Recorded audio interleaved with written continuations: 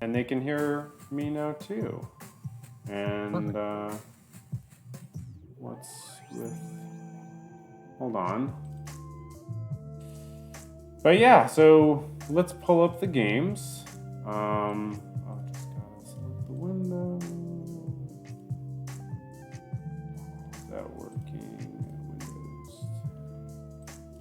Windows. That's weird. Hold on, I'm gonna try one more. Yeah, so we are on the audio. For some reason, I'm having an issue pulling up the video, but I will have that in a second, and we will pull up the games. Luckily, we don't have any viewers, so no one's like, what the heck is going on? Fair enough. Does look like there's only one game that's actually where they've actually started making moves, so... That's good to know. Yeah, that does happen a lot in the first round. Yeah, I assume people join and then just sort of go do something, then the time comes up and they're like, oh, wait. Yeah. If it was me, like, I have to set an alarm for stuff, honestly. Or else I definitely would forget as well. So we are now on camera. Perfect. So we are... do you want to introduce yourself? You don't have to use your full name or anything, but just like, you know, if anyone, for the record, hey, you know, you're new to the stream. We're so happy to have a guest. Jeremy plays some chess and knows Avi, also known as Godliness. But yeah, welcome to the stream. Thank you. Yeah. As you said, my name is Jeremy. I've played in a couple of these tournaments before. And excited to watch some other people play, a little bit more of a low pressure, at least for me, environment. And excited to see these games get started. Yeah, so as you said, we only have one with moves so far. Or we have one move on board 4 as well. What do you think of the... Yeah. Go ahead. No, I was just going to say, what do you think of the game on board 2, which I'm pulling up right now for the stream? Yeah, so, I mean, White's going for an aggressive gambit. This is, let's see, c5, so... I play the Sicilian a lot as black, but I almost never see these sequences of moves. I don't think I've ever seen this sequence of moves after the Sicilian. Yeah, it's known as the Smith-Morra Gambit, though in this case, the Gambit was declined. Yeah, I mean, I think what the idea is that Black spends all their time moving that pawn, taking your pawns, and you get to free up for development. Black wisely, in my opinion, declines it. So now they're not so far behind in development, and we'll see how this game transposes in the future. Yeah, I wouldn't mind either position too much, you know. I don't know about you. White's white bishop right now is a little in a tough place. This is not a good spot for it. It will eventually have to move again, most likely in order to get involved in any sort of attack. So I don't love White's position from that perspective. That being said, you know, Black doesn't have any pieces developed themselves, so not a big deal for them. Not a big deal for White if they have to take the extra tempo to move that bishop. Oh, and we see Black playing really fast. Black's an extremely high-rated player for, you know, that's very good, 2,300. I don't mind having this pawn structure as Black. You know, you're sort of looking for that with the Sicilian sometimes. Like, just getting ready to castle kingside eventually, I would assume. But whatever. Anyways, yeah, I would, as White, I would have put the bishop on f4 or c4 because that just seems nice, and then maybe move it back to b3 eventually or something. Yeah, well, I mean, yeah, it got stuck when I thought d3, pushing to d3 was a little bit of an odd move for Black, or so I thought, but it did I mean, that was the effect, is that when the bishop really had nowhere else to go but to take, it couldn't advance to the preferred c4. That's a good point. I totally forgot that. And it's probably bad to take with the queen in that situation, I assume. Well, yeah, I mean, then you'd be blocking in your own bishop. So I think White's doing the right thing in general. I do think they have some issues with their piece development, but it's not like Black has really any piece development of their own. So I don't think they're too bothered. The one thing for Black right now is that they don't have a great place to put their light squared bishop. Just because, something like d7 would be not very aggressive, and there's really nowhere else to put it. Nothing that really, no aggressive positions. It had White's knight gone to f3, they could just pin that down, and that would be a fine place for it. But right now, it's looking like that's going to be a tough bishop to get activated and get in the game. But we'll see. Great point. Black getting ready to go knight f6 and castle, probably. Yeah, Oh. and they're yeah. The you can see that White is already preparing a strong kingside attack. They've got the bishop and queen lined up. They can castle queenside and just start throwing pawns at that fianchetto bishop. So that pawn h6 just gives it a little bit more security, if in case they do that, just in case Black does eventually want to castle over there. And I'm not sure that Black is going to need to castle. I mean, obviously, usually you'd want to do that, but I mean, White's really setting up for this kingside attack. It may not make sense to put your king in more harm's way by doing that. Yeah, I'm starting to change my mind about the castle and kingside. It doesn't look good at all, actually, now that you explain it that way. Yeah, I mean, we'll see. And the problem is Black really can't castle queenside, I don't think. I mean, putting their king on b8 right on an half-open file does not seem viable particularly, and also it puts the rook on d8, which is fine, but probably want the rook on c8. I don't think queenside castling is on the table. So we'll see. I'm curious. I'm not totally sure what the right move for Black is, if they are going to be able to castle eventually or not. But yeah, I think White's trying to figure out whether or not they want to sell out for this kingside attack. Because from here, it's, they could very easily play something like f4 or even h4 and then h5 to really bother the pawn structure on the king side. But if they're attacking nothing, well, then we'll see. I feel like they could almost get material even if the king doesn't castle on that side, or just at least disrupt the pawn structure in a way that eventually creates a weakness that allows a pawn or something. f4 looks really strong, that you mentioned. I mean, because f5 just seems so strong too. I mean, no, eventually. Yes. Yeah, and yeah, the only thing that I think White has to worry about is it's hard to get his G pawn involved. Obviously, there's a white bishop right there attacking it, so maybe something like h3,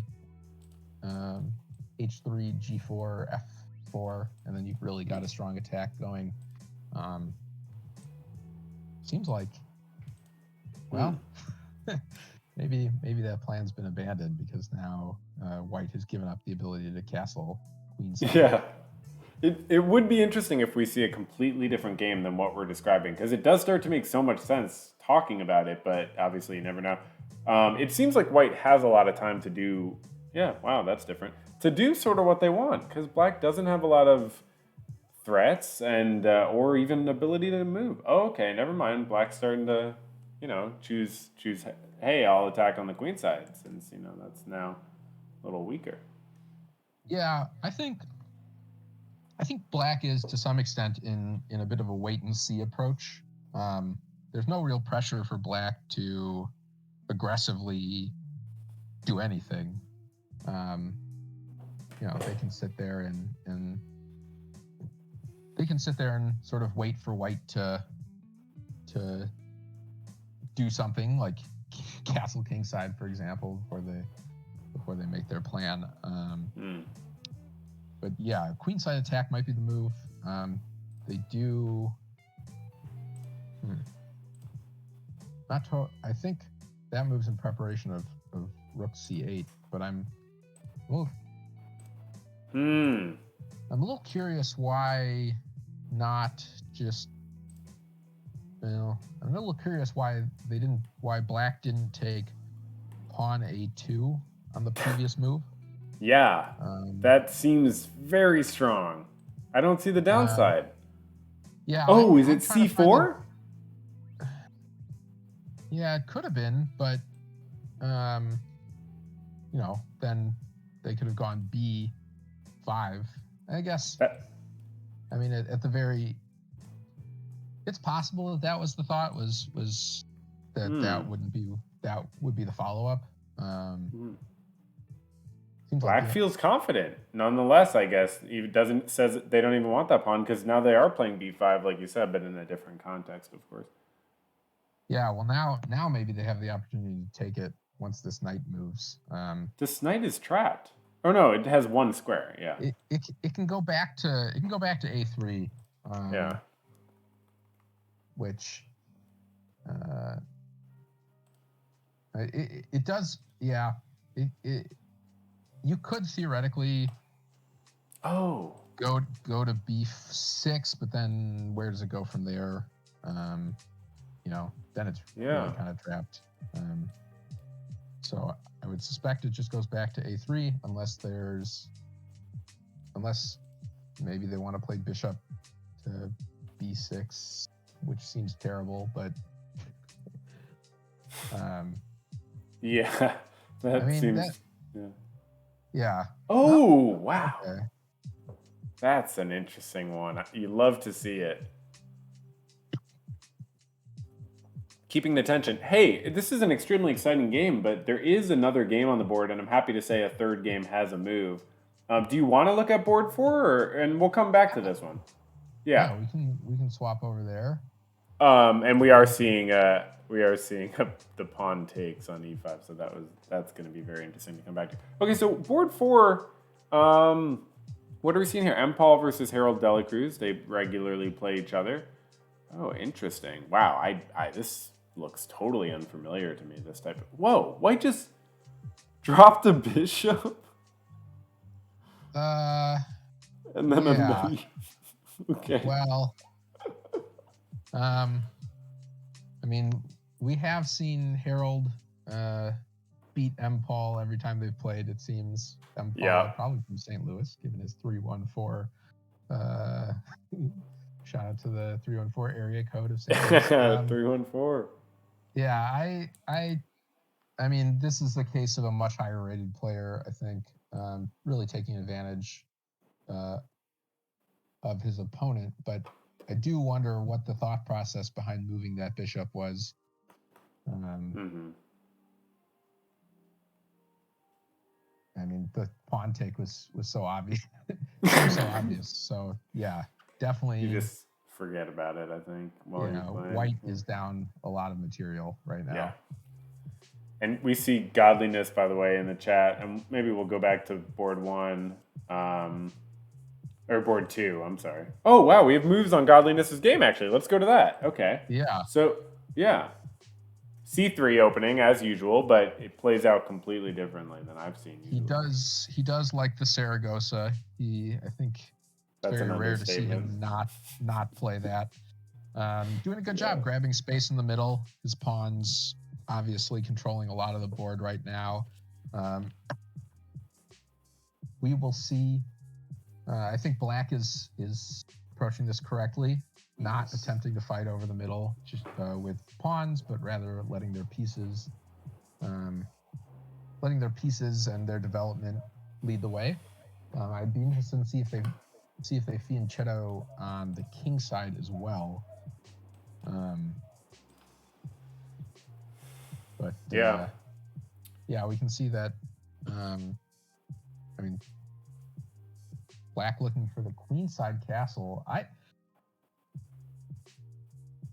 Black's going to have an interesting time here because c6 is a very weak square for black.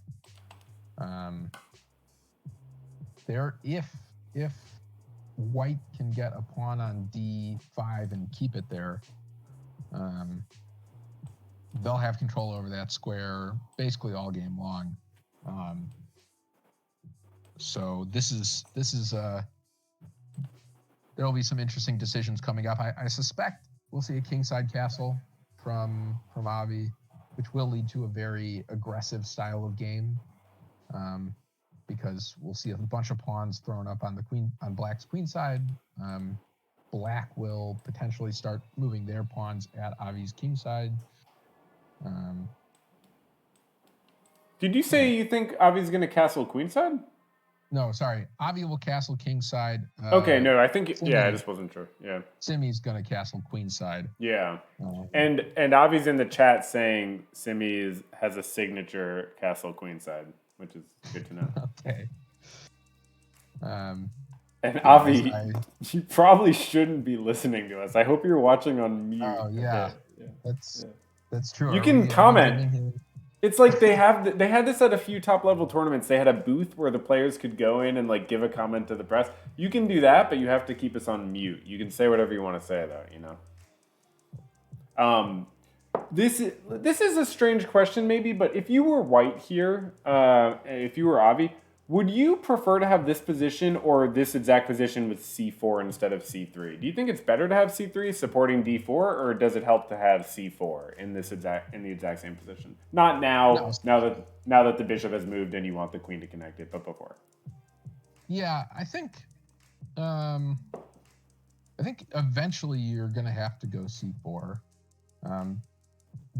Right now the bishop on the black colored squares has nowhere to go, and really the only way out is maybe going c4 eventually, and it also blocks in your own knight. That being said, I don't think it'll hamper Avi too much because he is just trying to attack on the queen side. The nice part about that, having C3 is that it does support a B4 push. And now Avi's really opened up. Yeah, Avi's really now opened up the queen side. I think, or I wonder if we're going to see a piece sacrificed by Avi shortly. Do you think it was worth the pawn what he just did there? Oh yeah, for sure. Okay. I mean, Black's king is in a ton of danger here, and I mean, there's potential mating attacks if he can get the queen on that diagonal. That rook is now bearing down on the A7 pawn. Yeah. If he can connect his rooks, which I think is what he's going for with that kingside castle, he's just got to get that bishop out of the way. He could sack that rook. He could sack the rook and then bring the other rook in behind it, and then the queen comes down and easily. So I would not be. Now he's got a mating threat already. Oh wow. Yeah. So I mean. No, that knight move by Simi was so bad. He needed that knight supporting that bishop in the center very much. Yeah, I mean, that deals with the danger for now. But Avi will be probably pretty happy to put his queen on somewhere like C6 and just continue the pressure. And then then all he has to do is get his rooks connected, and he's got a good attack going. So we have a result. We do. Terminator on board one, the black side of what was it? Board two. I'm sorry. The one we Yeah. were looking at very much ends up winning.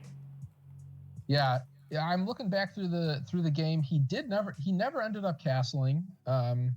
We Yep. anticipated that might be a possibility that he didn't What? castle. Basically, I think what happened is chlorophyll Oh, got pretty down on time. Ended up yeah. losing a queen in sort He of an just dropped unfortunate his queen. circumstance. Yeah, the Oh queen no, he dropping lost a bad. piece, and instead of giving up the piece, he dropped the queen.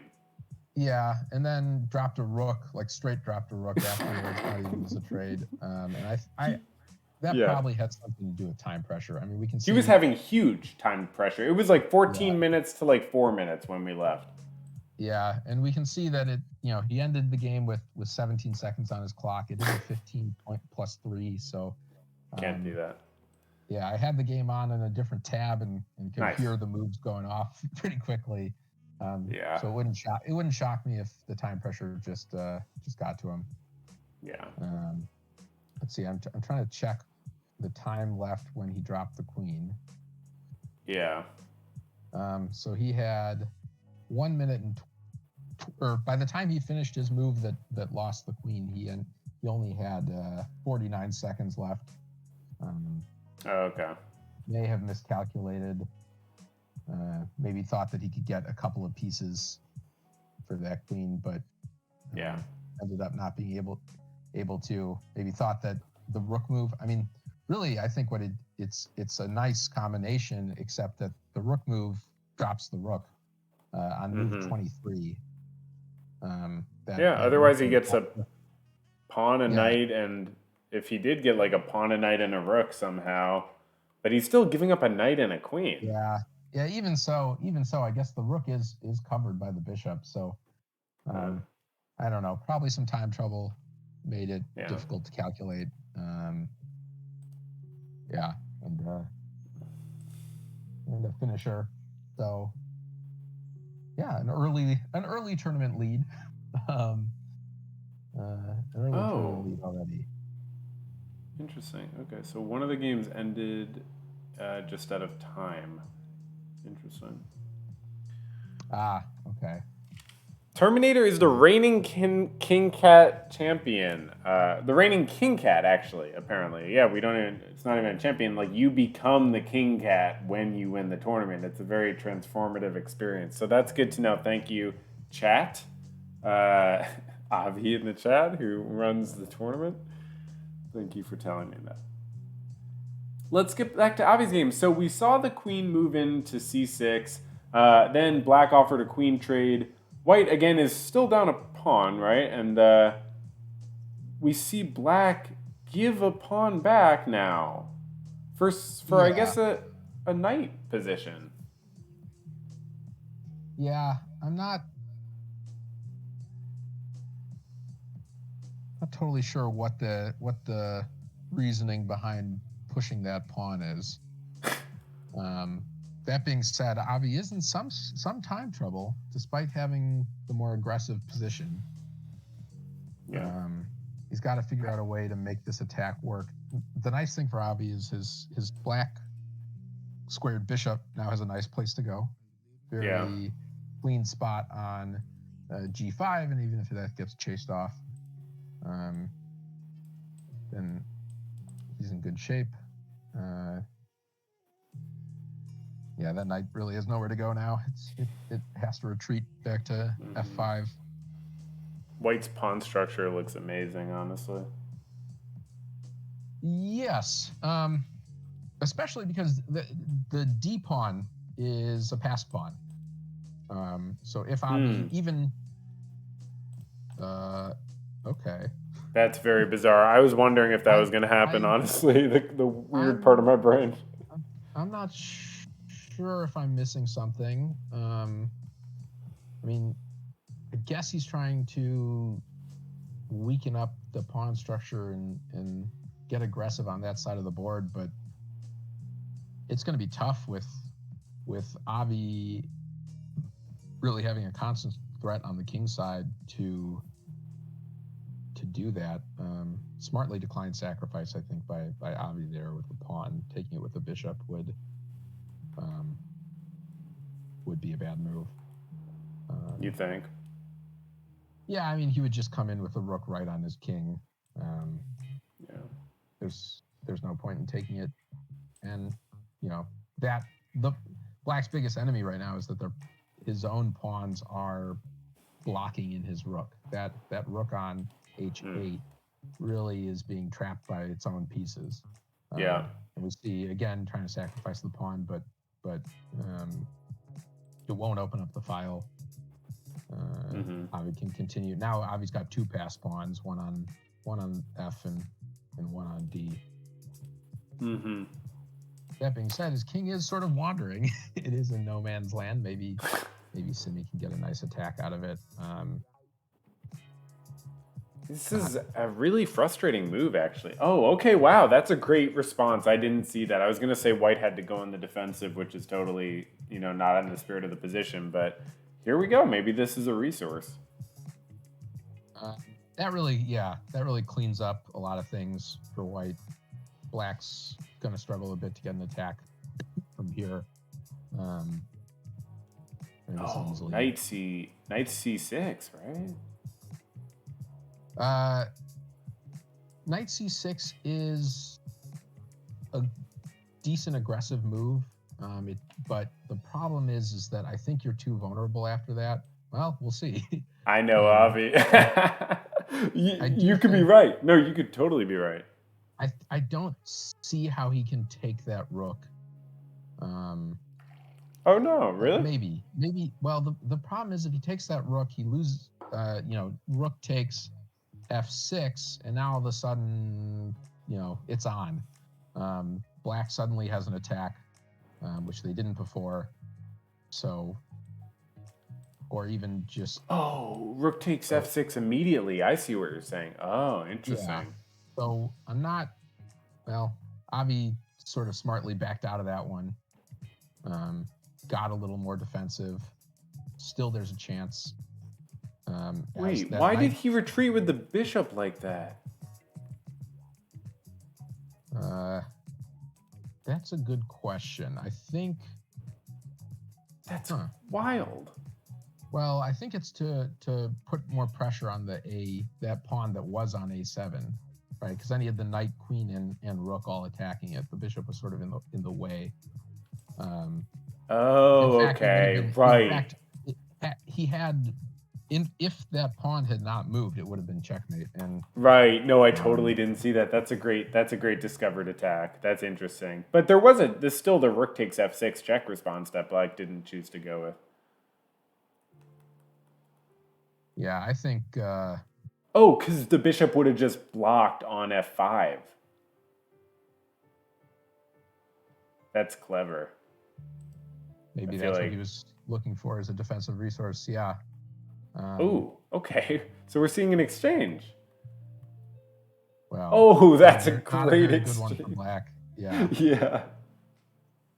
No, Avi, if he has enough time here, should comfortably win this. Yeah. That being said, something like Queen G3. You wonder if. Well, that's maybe not aggressive enough. Yeah. That bishop. The problem is that bishop on D3 does protect F1. Yeah. Well, that's. What? Oh my God! White got trapped. Well, not quite. He can. Yeah, he's got a spot to run. Okay. Yeah. Is White escaping from this? If White gets one move, he probably wins. I think that we have a draw here. I think this ends up being a draw. Well, no, Black's gotta have this. I think White escapes because No, that's checkmate. That's mate in 1. You're right. This has got to Wow. be it. Avi was not able to keep up the attack. That was a wild game, extremely like double-edged, and I guess Black just swindled White with the bishop sack, essentially. Sort of. It was a swindle. That was a classic swindle. You put them in check while you're hanging a bishop, they take it, and then you just deliver checkmate. And I think Black was losing before that. I think it's fair to say. Yeah, but I'm not sure if that was much of a swindle. I mean, that was forced at that point. I think, yeah, I don't see any way to defend against that really once Oh, it no, happened. you're right. It was. My mistake. Yeah, it was forced. So when was it not? So I guess White should not have gone for the queen. That's the ultimate probably blunder, taking on f8. And taking on e7, honestly, probably. Taking on The whole f8, rook exchange might be bad. Taking on f8 was okay. I think the blunder occurred the next move. Oh. Moving that knight out of the way created the opportunity for that attack to happen. Oh, you're right. And I guess Simi's still thinking about this one. It's checkmate on the board. It's mate in 1. I'm not really sure what happened to him. This is a classic, like rubbing it in. He's only won 1 out of the last 10 games, and he's like, I'm gonna savor this moment.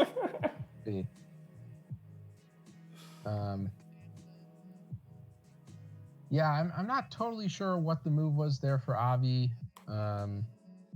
Potentially, instead of moving the knight, something like Queen C4 would have allowed him to maintain an attack and keep his defensive structure.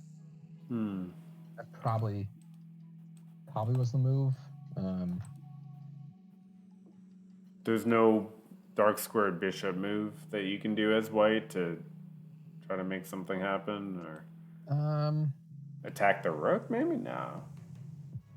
I mean, E3 with that bishop would have been quite nice. It would have been a nice defensive move because then the rook gets to defend the entire back rank, and that bishop gets to defend F2.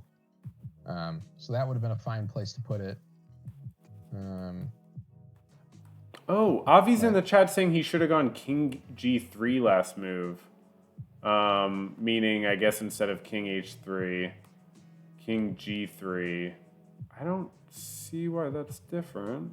Well, it's different because then after Queen G2, he gets to go to King H4. And does that escape? Because then you do Queen H2 check, King G5. I guess that's just escaping, yeah. Oh no, but then you do H6 check and King G6. He might be out at that point. You're safe, you think? Yeah. Huh. That might have been a resource. Okay, well, the game's over. Fair enough. That was quite a round. We get a 5-minute break. This tournament has gotten a lot nicer to the players over the course of it. Like now there's a longer break. People are allowed to, I guess, take a break. That's very nice. We're improving working conditions for our chess players. And also the games have gotten longer. I mean, they were 7 minutes for a very long time, and then they were 10 minutes a little bit. Now they're 15 minutes. I think it's a good thing.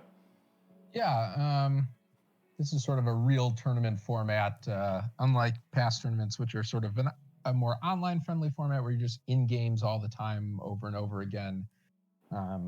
This is more of like a real chess tournament format. The problem is, obviously, if you're somebody that just wants to sit down and play, then you don't have that option. You have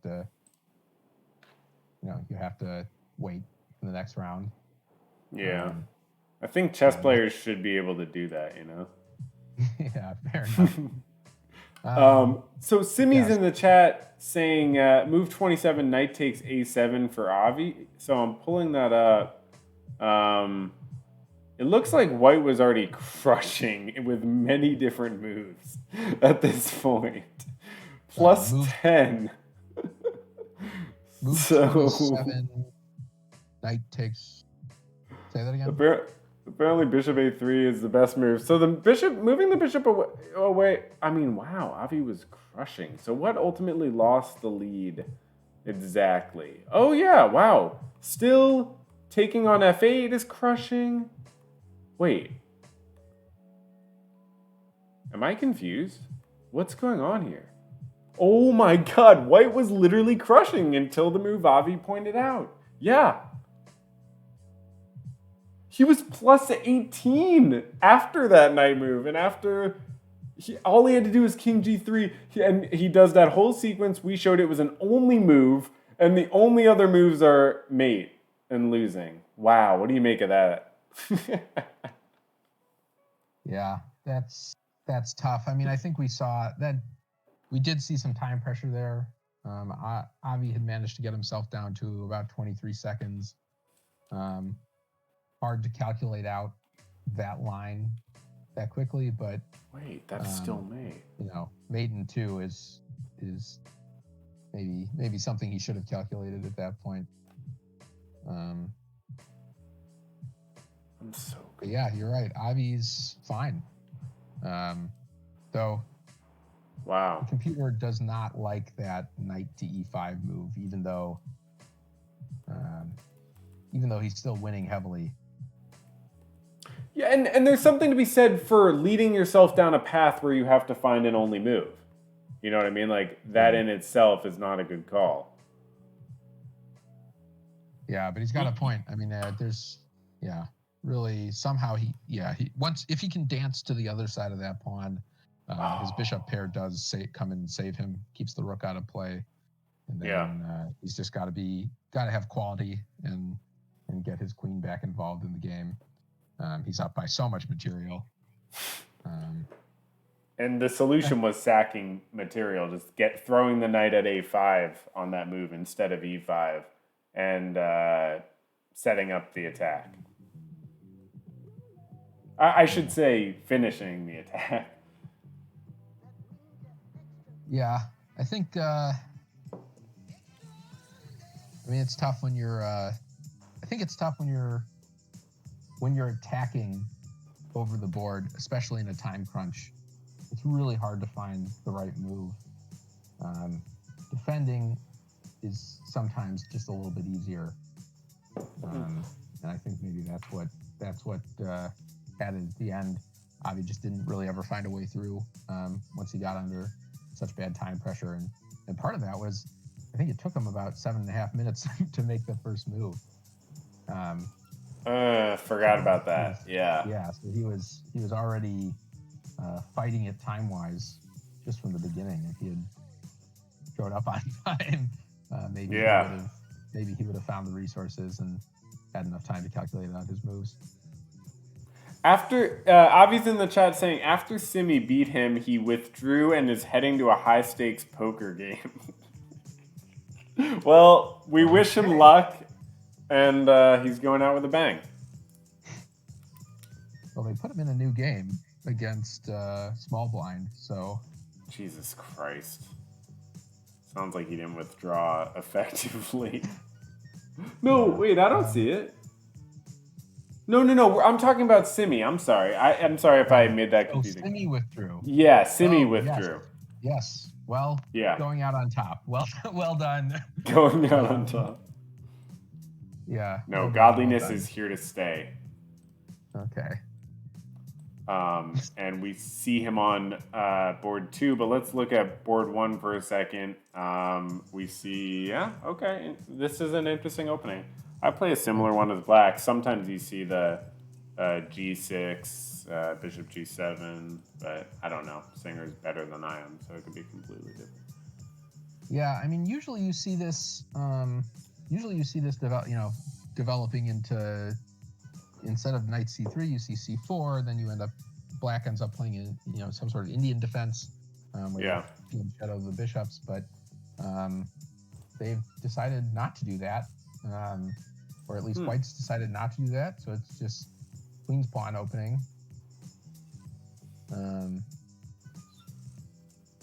This is the Chigorin is this is called Chigorin. It's very difficult, I think, to play as black.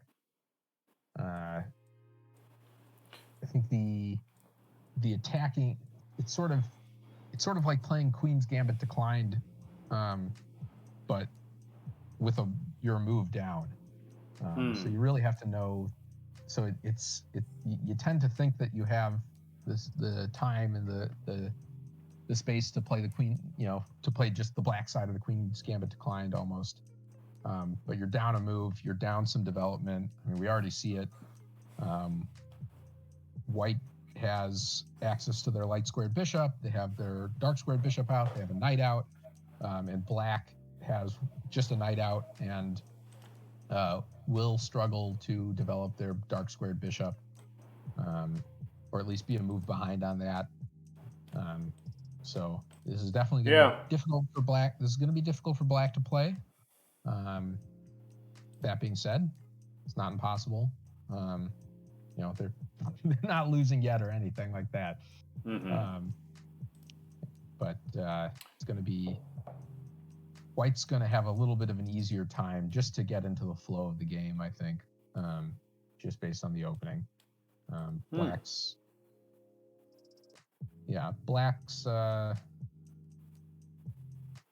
we'll see what they come up with.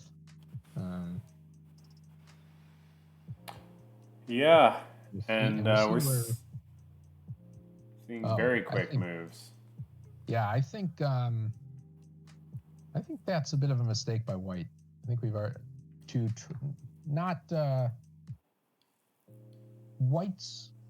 Black's white squared bishop has less ability to influence the game, in my opinion, than White's white squared bishop, just because of where the pawns are. And being willing to make that trade early, I mean, if I were black, I might consider just trading material and shooting for a draw at this point. I definitely see what you mean. White wanted to say, hey, I'll trade that any day on f3 and leave my bishop aiming at d5. But instead, I guess you assume White wanted that knight on e5, but that's worthless because the trade could happen anytime. And then I guess the bishop there, but that doesn't mean that much unless you're threatening to take on f6 and try to mess up Black's pawn structure or something. But it's going. I guess, was White willing to drop b2? Yeah, I guess White was willing to drop b2. But now they're sort of guarding it. Yeah, I think that's not a drop so much. Yeah. I mean, yes, he can take it, and then after rook b1, they can take the pawn on a2 and get up a pawn. But then once the rook comes down, and takes on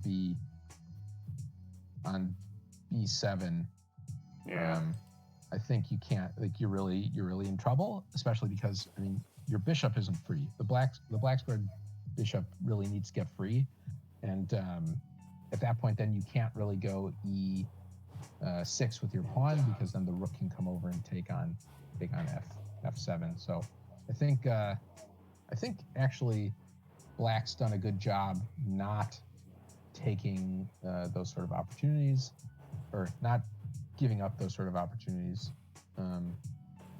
where you make you ostensibly trade material, but it puts you in a bad position. I can see that might not be worth it now that you explained that. That's too much attack to have to be dealing with too early in the game, I think, or not in the right position. But we do see, I don't know, White's looking good here. I would love to have this pin of the knight, and now White's threatening, I think knight c3 is a pretty big threat, or... Yeah, Black will not want to give up that pawn, so they have to figure out something at least. I do think Black's biggest issue still is that they still haven't quite gotten that bishop involved. Well, that's interesting. I mean, that solves the knight pin issue, but doesn't look like a great place for the queen to be in general. Do you centralize it? Do you move it to e4? Well, you could. Yeah, I was about to actually suggest b4. Yeah. This is quite nice for black because white really can't afford to trade because that would activate the black's bishop and really solve a lot of problems for black. So obviously declines the trade. Smart move. Now the knight's pinned again. Yeah, but it is technically. I don't think it's too big of a concern. They're not going to have time to. Yeah, not going to have time to do anything about that pin. Do you want to take a look at board 2?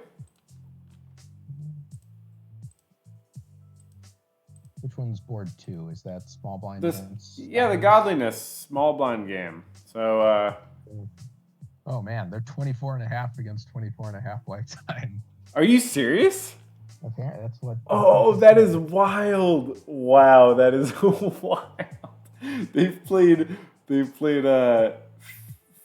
49 games against each other, and they're totally even. Okay, so here's what we're seeing. What do we think? Well, Avi went with his usual Caro Can, which he likes. Do you think that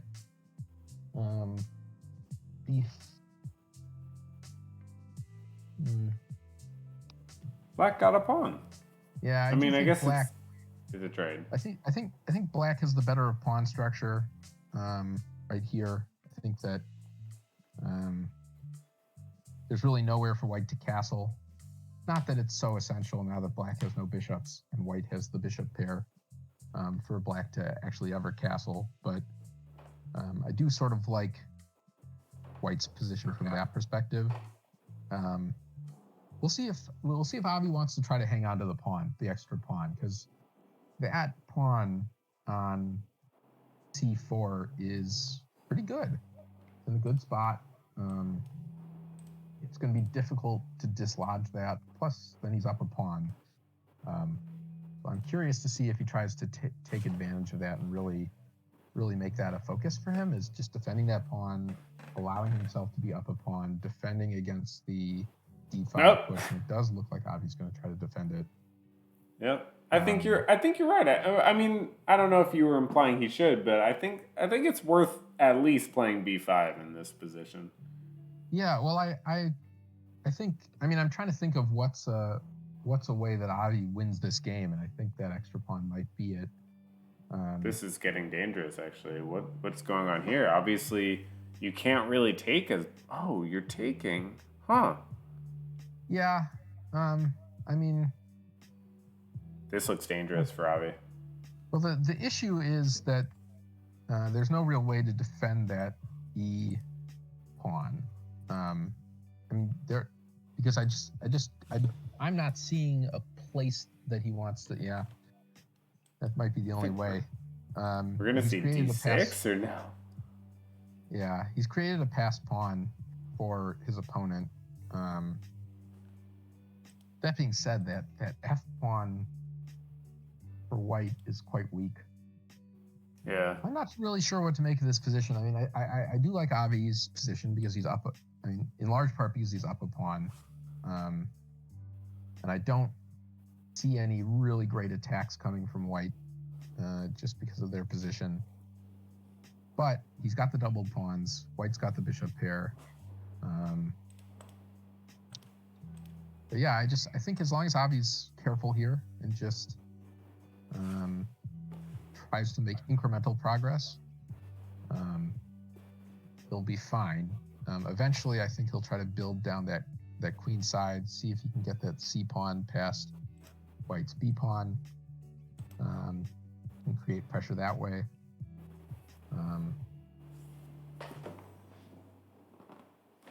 I don't think that white will castle ever,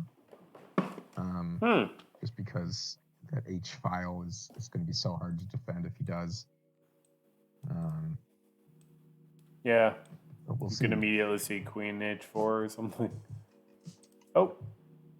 Yeah, I think that's a good that's an interesting move. It really closes down the position. Yeah. But I do wonder if F6 isn't now very good for black, and then white really doesn't want to take because that undoubles the pawns. Yeah.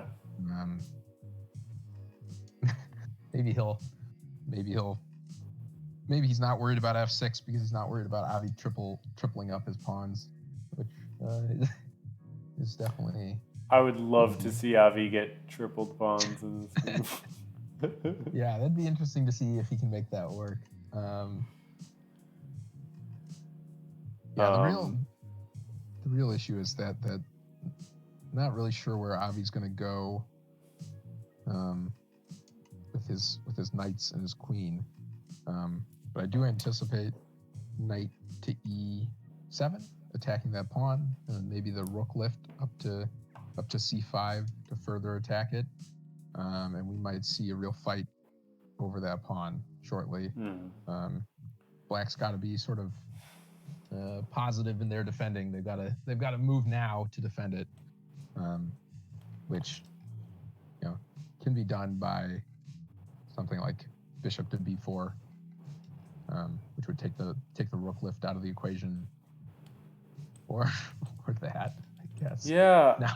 Now that knight's got absolutely nowhere to go. Yeah, and I didn't even mention that. Like, I mean, G5 did also block the knights going to F6. I mean, so black seems like he might actually have to play F6 almost. Yeah, he might have to fight over that square. I think there's a way for black to get on this pawn and take it. He's being very patient about taking that pawn. I'd be really nervous about it. But okay, never mind. Here we go. Yeah, I don't really see how. Well, I think we might see a bishop to F4 from white to try to maybe claw back that pawn. That's a great move.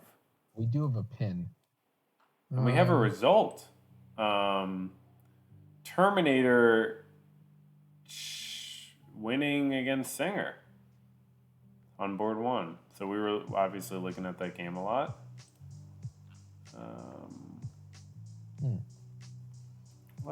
What the heck happened here? Wait a second. Where did we leave this? I'm a little surprised that black was able to win a game that was so, I don't know, seemingly even. No, white won it. Oh, white won. Yeah. Yeah. Okay. With a white just cleaned up after, I guess, winning that pawn we talked about on D5. Yeah, they were able to really use that extra pawn to their advantage. They pushed it all the way into a dangerous spot for black, and then black decided that the move was to trade a rook for a bishop. Probably not. I think once white showed that they weren't going to give up their position, black just resigned down the exchange and 2 pawns. Makes sense. Didn't want to play out a long end game that they were almost sure to lose. All right, well, back to board 2. And we should look at the other one too, actually. Do we have time? Yeah, let's jump over to board 3. Have we looked at this? We have not yet looked at this game. Okay. Oh, this is a totally different type of opening. Okay. Whoa, black just grabbed a really good pawn in the opening. Oh no, white is in danger. I think black just takes back here. Oh no, of course they can't. Wait a second. How did black just... That pawn push was a real error, H5. Yeah. Yeah. That really put them behind the 8 ball. Yeah. I mean, it's a weird response to the Sicilian. I don't think Yeah, I don't think I've really ever seen someone just push that many pawns onto light-colored squares. Huh. But they were okay. I mean, they really usually you see that sort of pawn push against the Sicilian dragon where there's really something to attack over on that side of the board. Mm-hmm. But yeah, that undefended or not well defended enough H pawn push um, definitely opens things up for black. Now they just have to figure out a way to to use that to their advantage. Get a major piece down there. Oh, Yeah. I didn't even notice that. But also, we're talking about that bad H5 push by black. It was right after a great win of a pawn. They were definitely up at that point. I mean, it's hard to believe that that was a poison pawn or anything. It seems like they were great. They just had a solid pawn. So yeah, definitely got a little greedy or something. But we are seeing white really, really fight back from. It almost makes it look like a h4 was a pawn sack for white or something. But I'm pretty sure it was a bad move. Yeah, no, I think it was a bad move. Now we'll see how aggressive black tries to get. I mean, their king's in a pretty good spot. Like they don't really need to defend against this queen yet, but they do need to find some way in to white's king side. Um, I'm Yeah. not really sure what that is. Just seeing it, I mean, they could just let black sort of take the pawn on c6. Could move their rook into safety, and just try to attack. I don't know. This is a good one. Both sides, uh, have real advantages right now. I mean, if he lets that pawn go, maybe after the rook, if he lets that pawn go on c6, maybe we see something like bishop to b5 eventually and try to get checkmate that way. But also that leaves the pawn at f3 undefended. So maybe they can't afford to do that. This is exciting. Both teams attacking and trying to attack, and not neither team really defending at this time. Oh, I would never have seen that move coming in a million years. You're Bishop saying b8, knight. knight b8, knight b8. But Well, you may not have seen it coming because I think it after after queen takes, bishop takes, and then I guess they can. Yeah, I guess that's I guess fine. that's a solid move. No, that is I a don't know solid if move. I would have traded queens, but okay, I guess that might be white's best call at that point. So black is doing. No, they're not doing well. I don't know why they wanted the queen trade. I guess it's even. No, is it not? Yeah, it's even. Okay. Yeah, it's even. Yeah, that's smart because white's queen was so dangerous. That was a great find. That maybe I don't know. Yeah, I'm not sure if white needed to accept that queen trade, but not really seeing a better resource for them. White was Maybe doing, queen f4. yeah. Uh, I don't know. Queen f4 to put pressure on that bishop could be. Yeah, but it might have something. I mean, black doesn't have immediate responses because before that knight move, I was worried about maybe black trying to find an attack on f3 by getting the queen to f6. I don't know if it actually would have worked, but now, I mean, now it's just I don't know. It's gonna go into some sort of even end game. I mean, black does have a pinned bishop, so they need to probably play g6. Yeah, and white. I mean, yeah. Oh, there it is. That does sort of solve the problem. White needs to get their king in the fight. Actually, I think they need to get more aggressive, moving their king forward for a number of reasons. Oh, that's good. Yeah. Well, now, I mean, that's good. Wow. That's really bad for white. Okay, White, they just have to move back. Never mind. Maybe they're fine. Okay. and the question really to me is does black want to actually do these types of trades? Is black going to trade down? Because I don't think black's endgame plan is very clear here. I think white's got the better endgame. Their pawns are all connected, whereas black has that solo pawn on c6, the isolated pawn on c6, which is going to be a little harder to defend. It looks like white's preparing to trade down, or to make these trades, and I think that's kind of smart. Gonna see king f2 probably. Discard that pawn or something. But then you have to worry about I don't know what. I like king f2. I like king f2 a lot. And then you can do something like f4. Get a little more aggressive. Oh. Well, this is okay, but taking that bishop, trading bishops is check. Yeah. So, a lot of trades potentially. Yeah, I mean, now we're probably going to see a rook trade. I do kind of think white comes out better on this one, because after the rook trade and then the bishop taking, after the rook trade and the bishop taking, I do think white throwing their rook back onto the H file gives them a good position. First, black has to sort out. Black wanted to take the initiative and take the trade. I thought they were going to move the knight first, but I guess they wanted to move it second. Now I think black's really cooking with gas, though.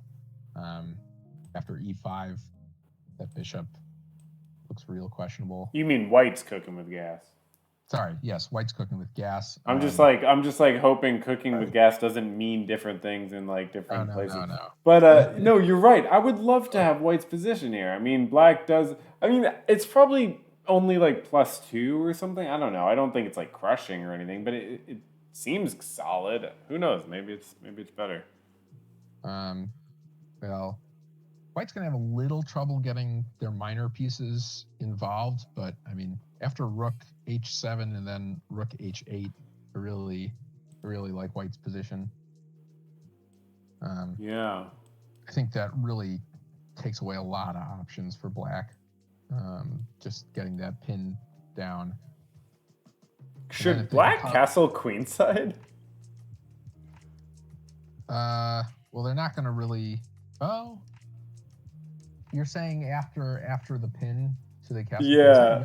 No, I hadn't considered that. That would be a tremendous move. Yeah.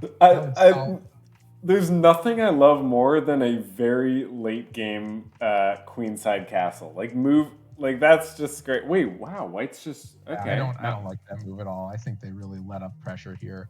Yeah. No, I think they needed to pin that bishop down. I mean, even. Wow. I mean, I think part of the reason that you want to pin that bishop down is then if you do get them to queenside castle, you can go back to h7, and that pawn is extremely on f7 is extremely difficult to defend. But you just wasted a move, in my opinion. I think I wouldn't be shocked to see something like that pawn's impossible to defend if they queenside castle. Which if they queenside castle, yeah. They don't have to, but if they don't, no, they shouldn't. That pin throws them, kills them. Yeah. What do you do? I mean, you still like that king pin e7. I think what you do is you do king e7 after. Yeah. Well, I think right now what you need to do is you need to move the bishop, and then you need to go king e7. As for how to defend the pawn, if you don't do that, I don't know.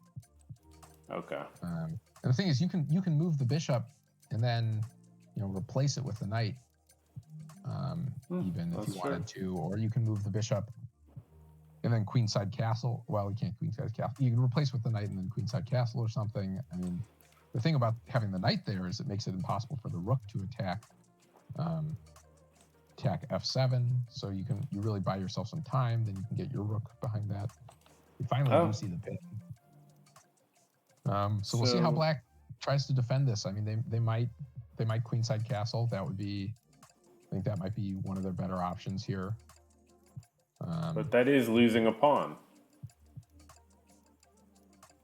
It is, but after, I mean, I just think they're in so much trouble after bishop to a3.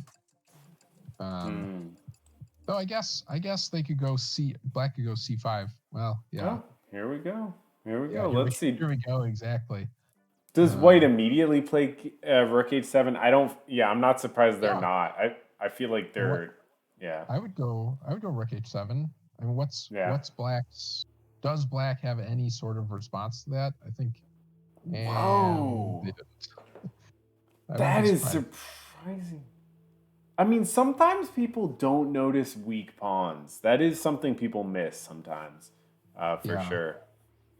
Well, I think Black's in decent shape now. That would be big, yeah. If they could trade a piece or something. It's even material. They could this could easily turn into Black's favor, if not already, having done so. Yeah, and I think one other weakness of that early a4 move is that it takes another square away from their knight. Though they've obviously rectified that just then. Yeah. So maybe we'll see a trade here. White should not trade this at all. They just need to defend that pawn on f. Here's the problem. Now they've connected that isolated pawn. So now they have the isolated pawn's on a6, which is a little tougher to attack. They also have their rook right behind it. Well, yeah, I think we'll see the rook try to get involved, but after king b7, it really doesn't have a spot to go. And then I think we'll see. You went to the wrong side a little bit. But it's an interesting choice. Yeah, What do they think? I mean, I would want my king on the side on the queen side of the board to just potentially defend. That's where the white's pawn majority is. Yeah, but that being said, Black's now threatening bishop to b4. Oh yeah. And I think that was just straight wins a pawn, unless. Oh wow, yeah. So I do think White's in a bit of trouble here. I don't particularly see any great resources to defend against that. I mean, they just sort of have to move their rook, and then they can play bishop to c3, I guess. And then if Black wants to, they can trade down again. I don't think Black really needs to trade down, but they got to move that rook, and they figured it out. Yeah. They should have done rook h7. Where I'm pretty sure that was, that must have been a pretty important move. Yeah, I think that won a pawn had they done it. Had they done it on time. Yeah. I mean, they could still. It's not the worst idea to just do it now. No. As opposed, and then just give up that trade pawn. pawns. Oh, great! Oh wow, Black was expecting that. Black was like, finally he played rook h7. Yeah. So the question is, well, maybe it was not such a good move. Yeah, it might have been too late. Maybe they really did need to play bishop to c3 and defend that. Yeah, it might have been too late. I didn't see that was such an immediate and satisfactory response. This is rough now for White. Yeah, I think especially, well, that's... White has 8 games to 11 in their history. Sorry, I didn't mean to cut you off. Yeah. Yeah, and I think Black might... I think Black's really... Well,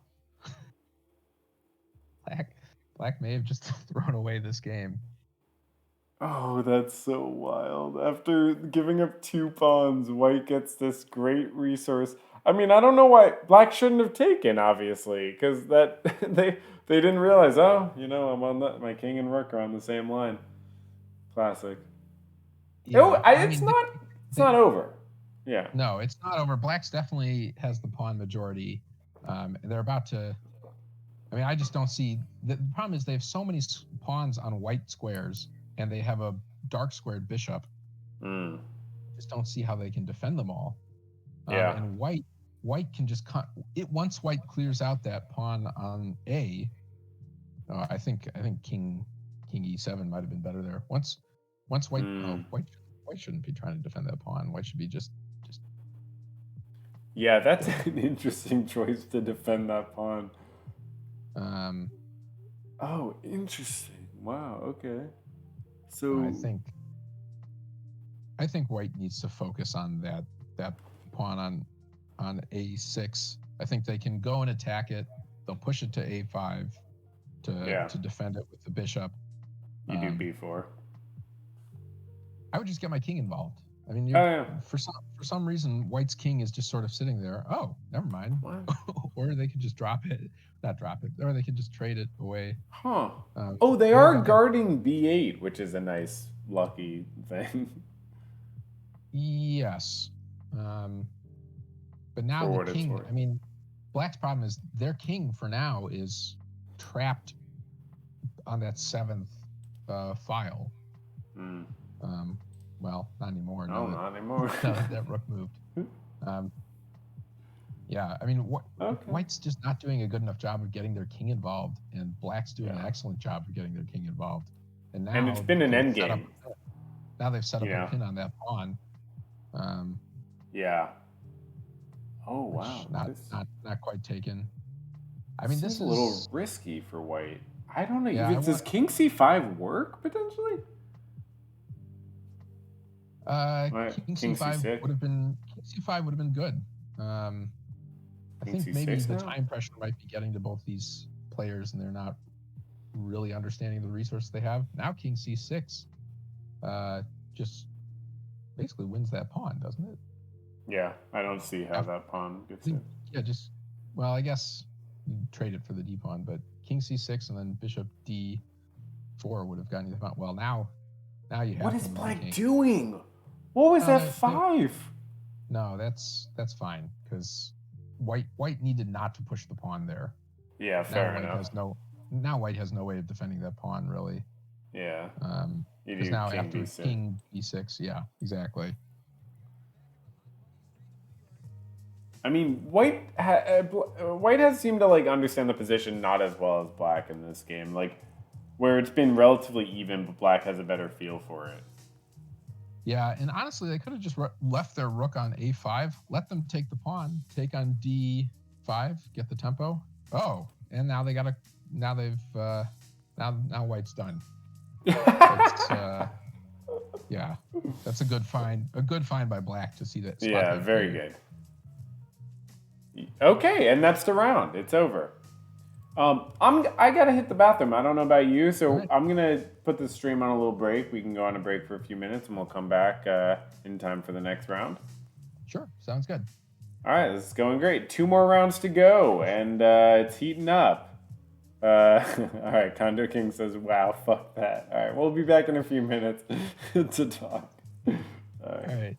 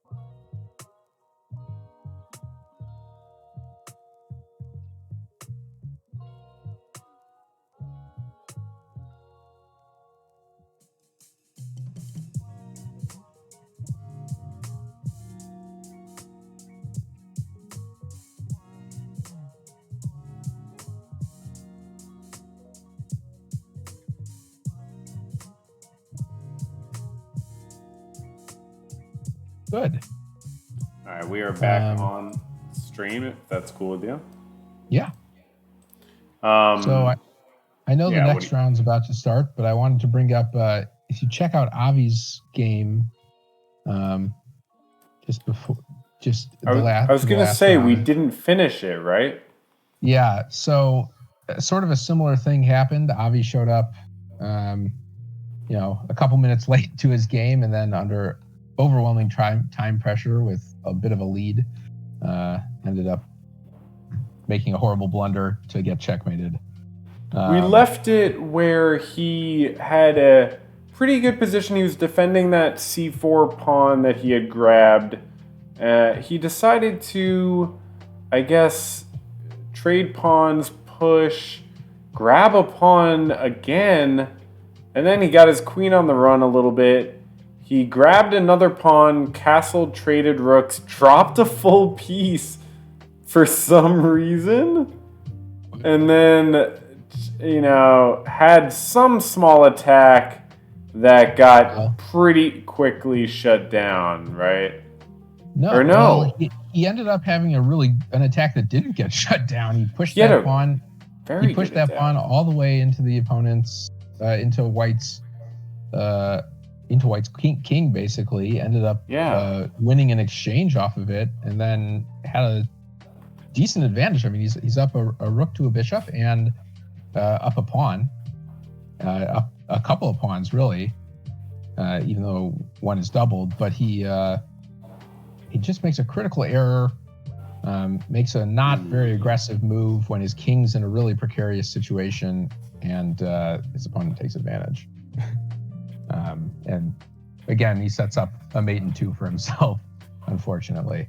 But he was already losing a lot by that point. He's down a lot by this point. No, he's up. I mean, he's got a rook to his... Oh, I'm sorry. You're right. He's up. My bad. Yeah. He's clearly up, and it's just he pins his own queen. So... Well, no. The thing is, he's boxed his king into a corner. Wait, he just dropped a queen. Well, it's checkmate 1, right? So he boxes his king into a corner. He can't go to g8 because the bishop's guarding that square. And then once the queen checks it, it's cooked. It's done. He's in check. He's got nowhere to go with the king. The only move he has is to block with the queen, and then it's mate in 1 from there. So instead of putting the king in check with the queen, should he have done something different? Or no, the critical move was his 36th move going to e7. That screwed him over. I mean, if he had his queen within any striking distance of h5, he could have successfully defended himself because he would have been able to block with his queen and not drop it. So what do you do? Do you do like rook e5 or something? Queen f6 wins, Avi says. Whoa. Yeah, you just Queen do F6. the opposing trick. Okay. Yeah. Queen f6 to pin down the queen and make that queen trade definitely wins. But it's not the only move. Yeah, but definitely Queen f6 would not only pin down the queen, but basically end the game as far as being competitive. But that means Terminator is on top of the tournament with 2 points. Small blind is in second, 1.5. Simi took his victory and went home, as it looks like did Harold Dela Cruz, who played the first round but not the second round. So it looks like we got 6 people left in this tournament. It's pretty good. Yeah, and Terminator's got that early advantage. A win here seals the deal for him. And, for Terminator, does it? Yeah. He can then... No, because if he wins and then loses in small blind... Oh, because he's playing small blind. Yeah, you're right. Yeah. So, I mean, the best anyone could do, Singer or Chlorophyll, the winner of that game, theoretically could win and then win again and tie him. Yeah, Singer could win and win again. Yeah, and so could Chlorophyll. Only one of them, obviously. But I think Terminator's tiebreak means that he wins the tournament. I think even no matter what, he ends up with the best tie-breaking score. What does that come from? Winning as black or what?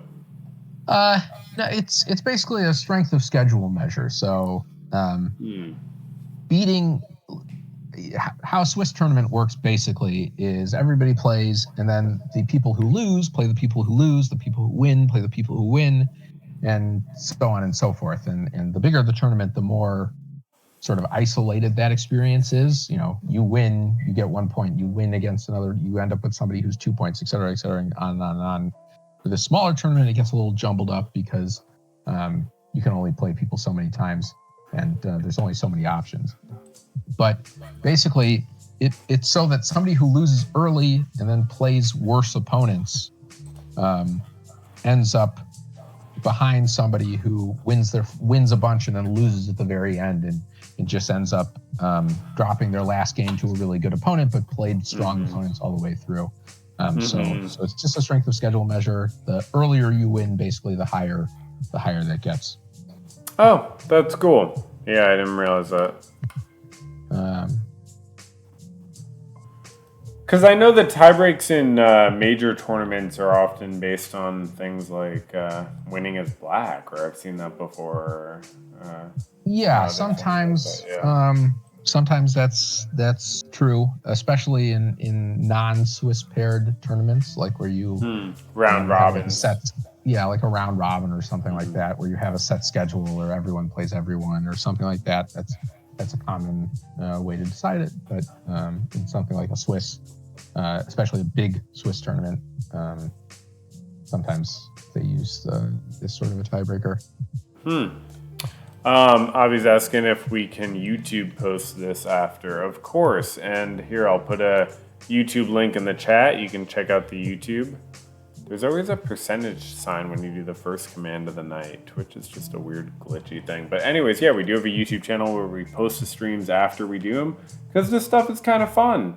You know, it's really good chess, I gotta be honest. I mean, all these players essentially are better than me, so I enjoy this very much. This is a lot of fun to see games that, I mean, you know, it's good chess. It's pretty good chess. So this is great fun, of course.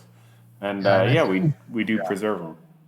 We've seen some pretty good chess, not just from the top players, I think, but from really everyone participating, which has been good to see.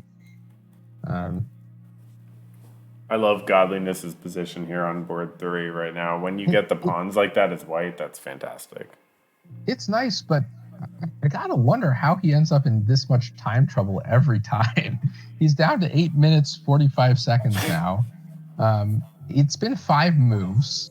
Like, is he just showing up late to the rounds? Like, I think time... It's just, it functions differently for Godliness, I think, time.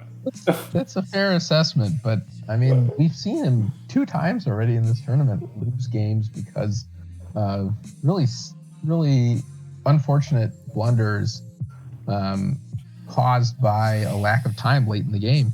And, you know, now we're seeing sort of how he ends up in those situations, and that, you know, he's all the way down to, you know, under 830 with just 6 moves in.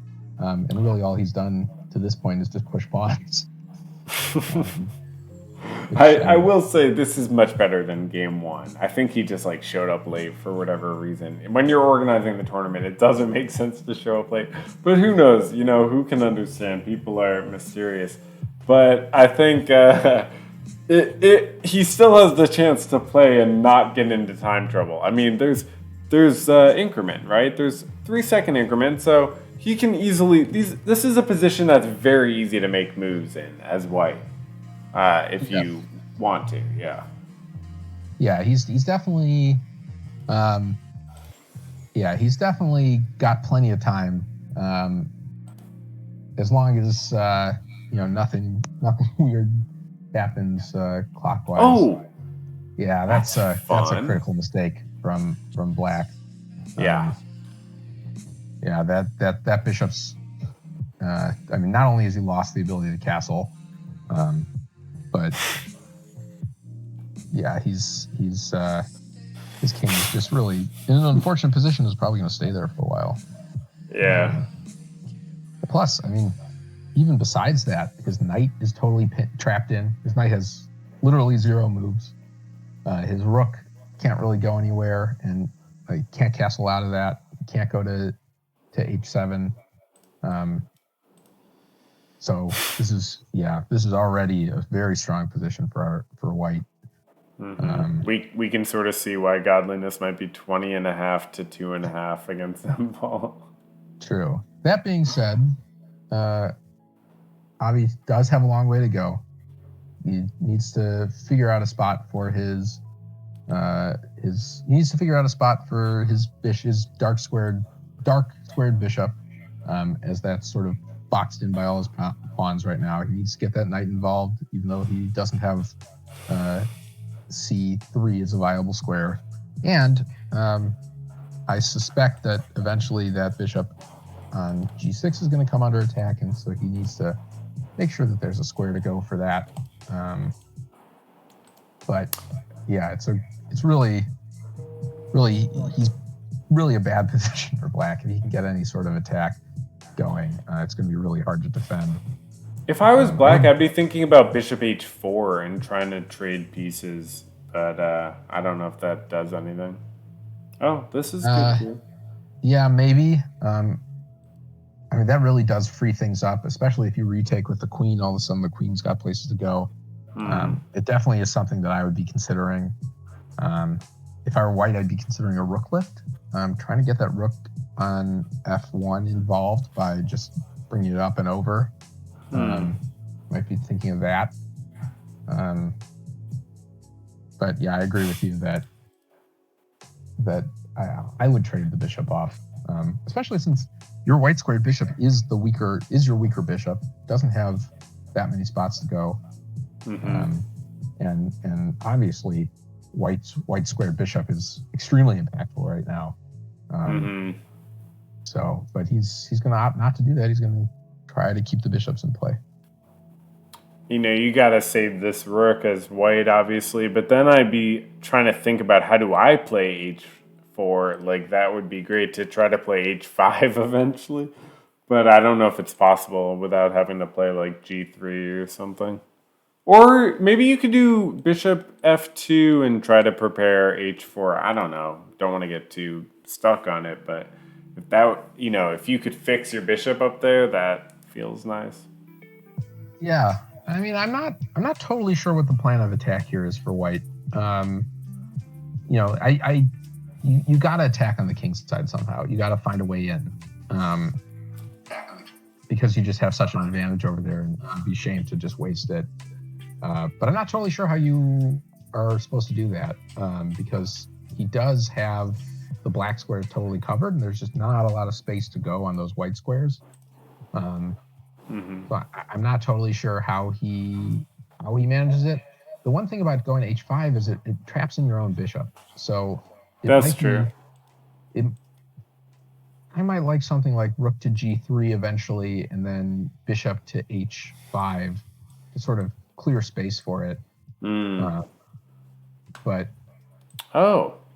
now that bishop's totally trapped in, but it's not in any danger right now. I mean, ideally as black, you'd be able to move your black squared bishop somewhere, and then you'd be able to move your black squared bishop somewhere and then move your knight to e7.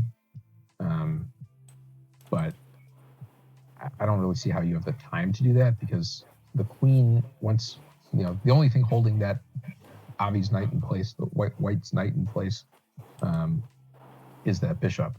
I mean, right now, you can really move the knight on f3, and then you've got a bishop and a queen attacking h5. So you could theoretically win a pawn that way. And I think people might hesitate to do that because then you free up the rook for an attack on h2. But I wonder if the position is just so cramped and so unfortunate on the king side for black that there's no way to get an attack in.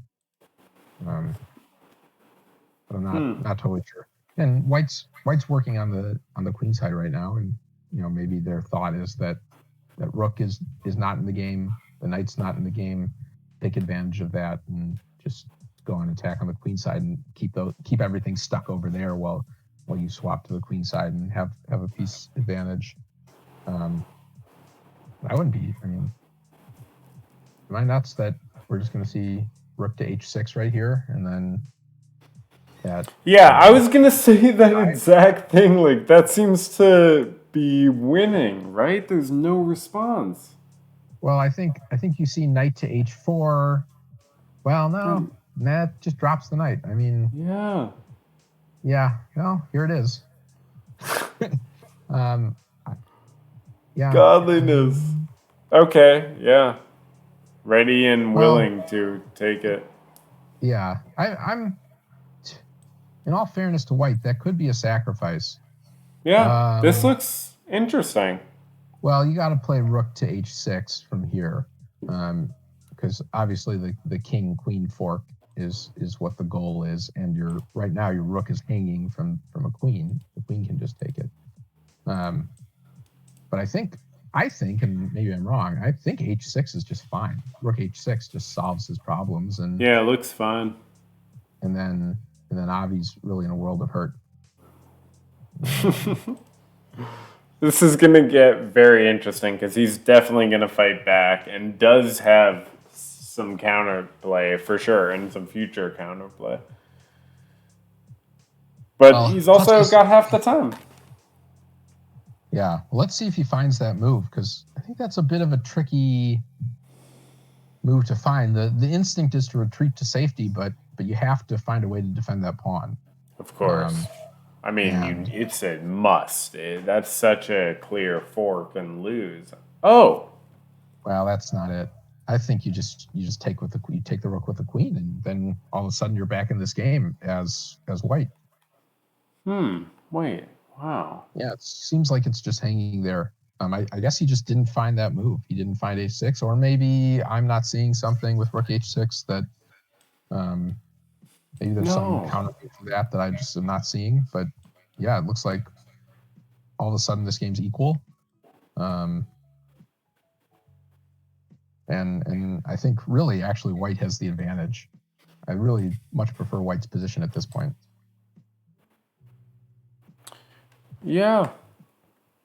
I mean, that rook is huge. I mean, black can't just throw that away. That's absurd. What the heck? Yeah, the nice thing is black. Go ahead. No. Please say what you're going to say. I was going to say we should look at another game. Yeah. No, definitely. I mean, I think black was up enough where they're not necessarily out of it. But I agree. Board one is coming down to it. So what happened here? Unequal end game. What happened? Where did we leave this? We left it. Well, I don't think we ever looked at this game. I think we didn't look at this game. Okay. Yeah. Wow. Board one. Very important board. Sort of equal opening. Then we saw white sacrifice a knight for a pawn, and then traded pieces. And then got another pawn. So a piece for 2 pawns.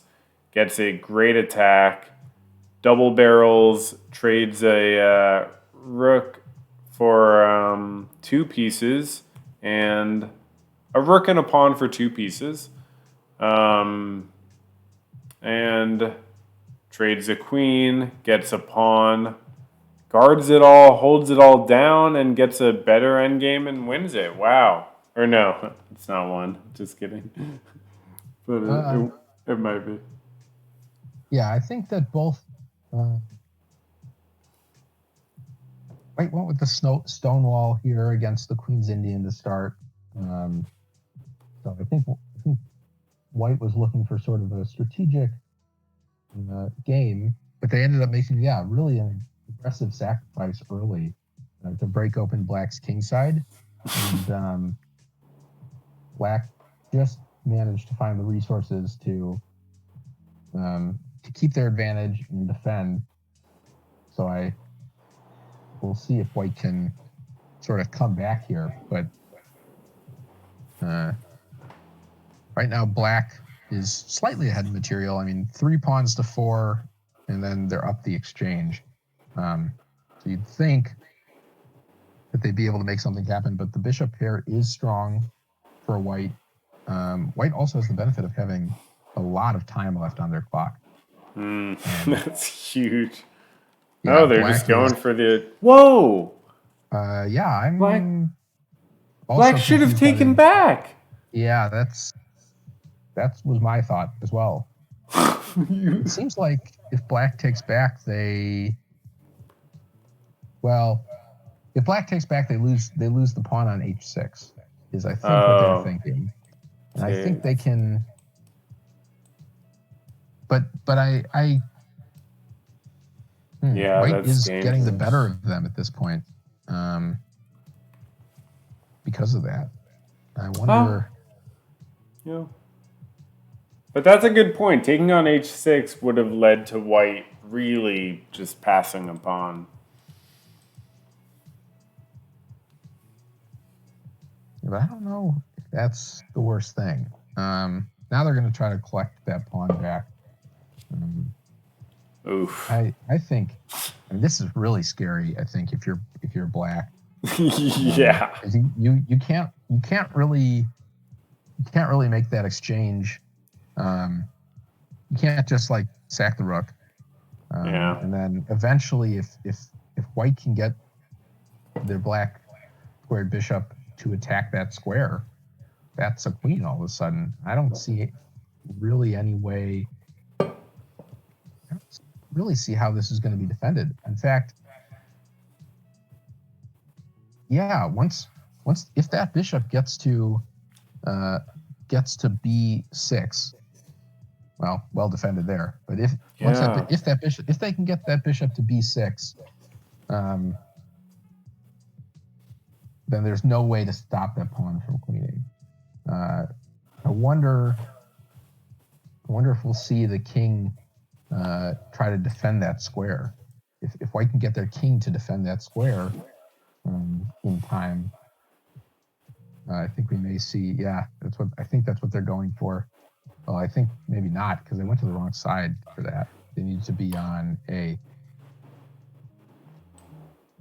You know, is that exchange you mentioned really that bad to just take with the rook and get a pawn and a bishop for the rook? I mean, you're down a pawn in the endgame. Is that completely losing, do you think, for black? So I don't actually think that's completely losing. But if you look at where their kings are positioned, white's king is in an aggressive... Oh, well, there it is. Exactly what you said. Yeah. White's king is in an aggressive spot there, and it really is much more involved than the black king. But no, I think you might be right that making that exchange isn't the worst thing, especially because the remaining bishops will be opposite colored. So it's going to be really hard for white to finalize their advantage and win this game only up a pawn with opposite colored bishops.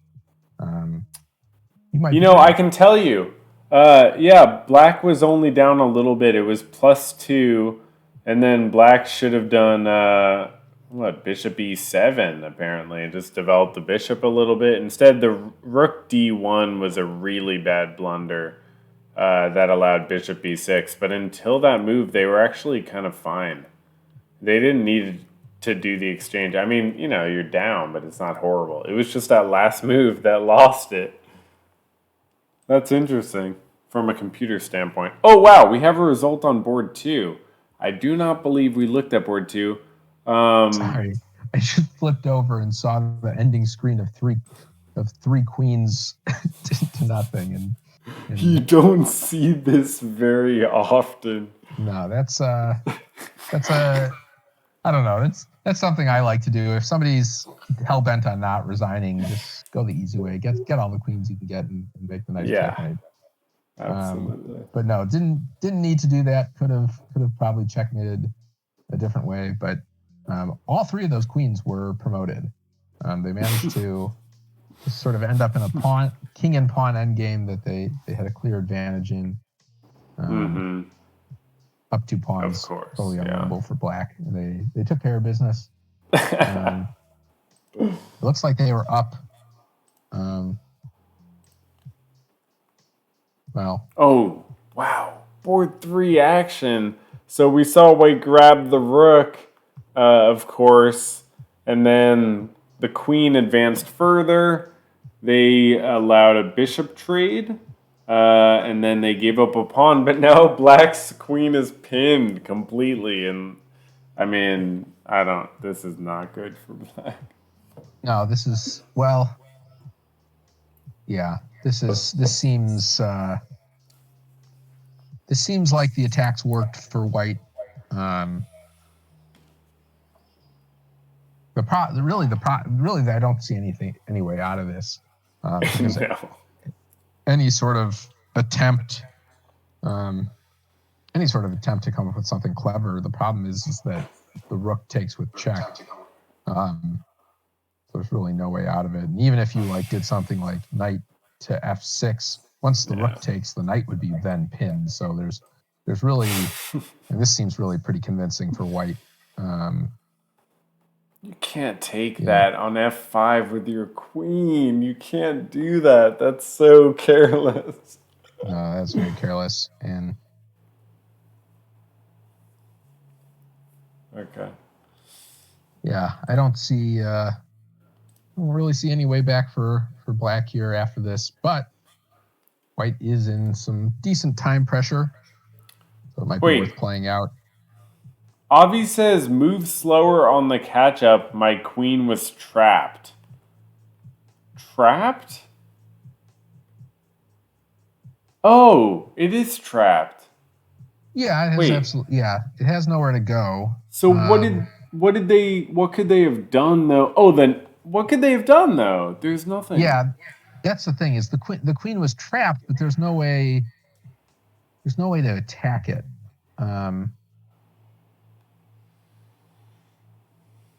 Oh wow, this really came together for white. Yeah, it is trapped, but I agree that it's trapped. But I mean, with the way the pawns were positioned, there's really no way of attacking it. So I don't think Avi was really ever in danger, even though the queen was trapped. And now, of course, it's free.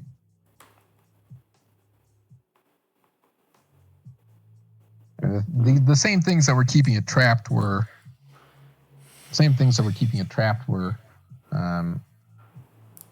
the only things that could possibly try to take it, and none of them really had that opportunity.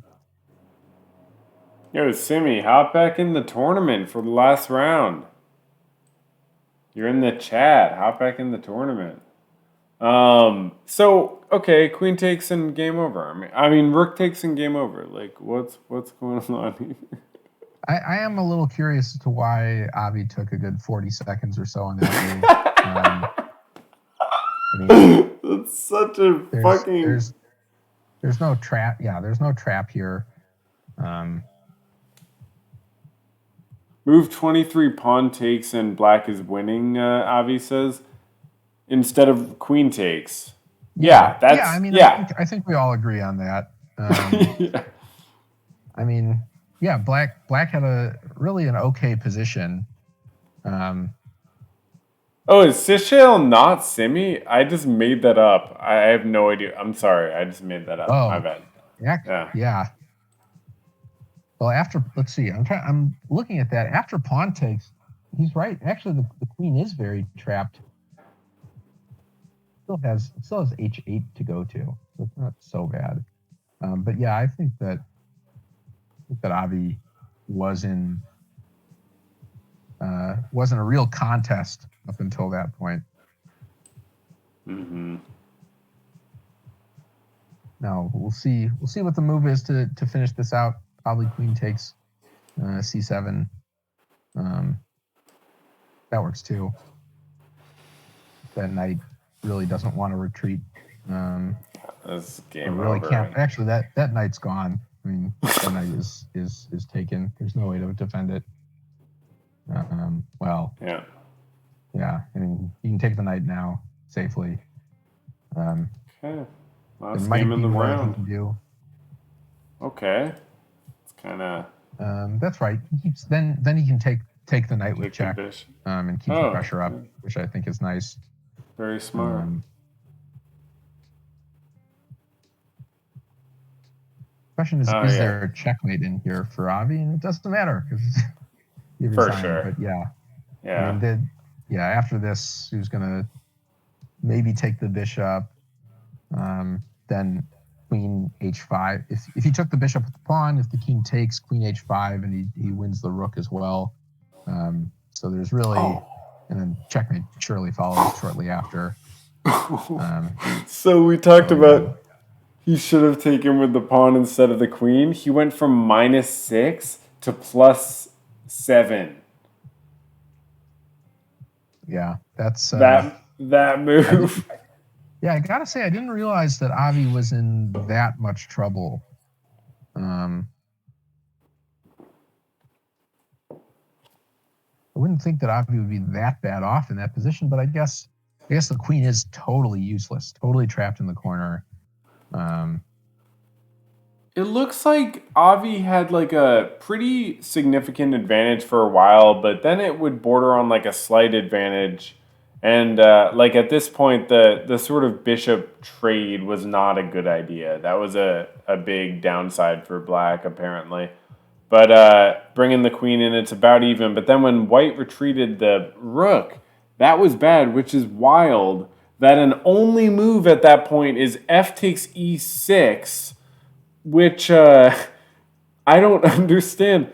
It how does it when black takes with check and you move out of check, I guess there's nothing after that, which is just wild to see, like that the computer wants you to do this to survive. So that's not a position you want to be in where you have to find something like that. But anyways, it just fluctuated back and forth for a while and then it got completely crushing, obviously, because immediately after that was when the black's queen got pinned to the king. Yeah, and it does look like black really does have a good attack. If he does find that pawn take as opposed to the queen take. So, but Avi gets his win, his first win, and has a chance at least to finish even and move up in the tournament to a pretty good position. Does look like, at least on tie breaks, Terminator 1976 is going to win. Doesn't seem like there's any way that even if somebody beats him, they can come back and, well, even if somebody beats him and then doesn't seem like there's any way that he doesn't have the top tiebreak. See, especially since I don't think it'll have him play Terminator or play Singer 2 again, as they've already played. Yeah, it So doesn't it do that. seems like Singer 2 would have to play somebody else. Singer 2 would not get very many tiebreaker points out of that, and then Terminator 2 would just win on tiebreakers. So it really does look like, or Terminator 1976 would win on tiebreakers. So it looks like we have a champion, but still be interesting to see if he can finish out his perfect round. And see if there's any movement on the ladder. Simi is still in fourth somehow. Well, he's been falling. I think he was third last round, so he's definitely falling. And that's what happens when you don't play. So, but hey, I hope he's doing well in poker. Fair enough. And I apologize to the person in the chat who I thought was Simi, who's not Simi. I apologize for that identity confusion. So I think, by the way, how the tiebreak works is that it's total points of people that you have beaten is your tiebreaker. Oh, really? I believe so. Not totally sure how it works with the draw.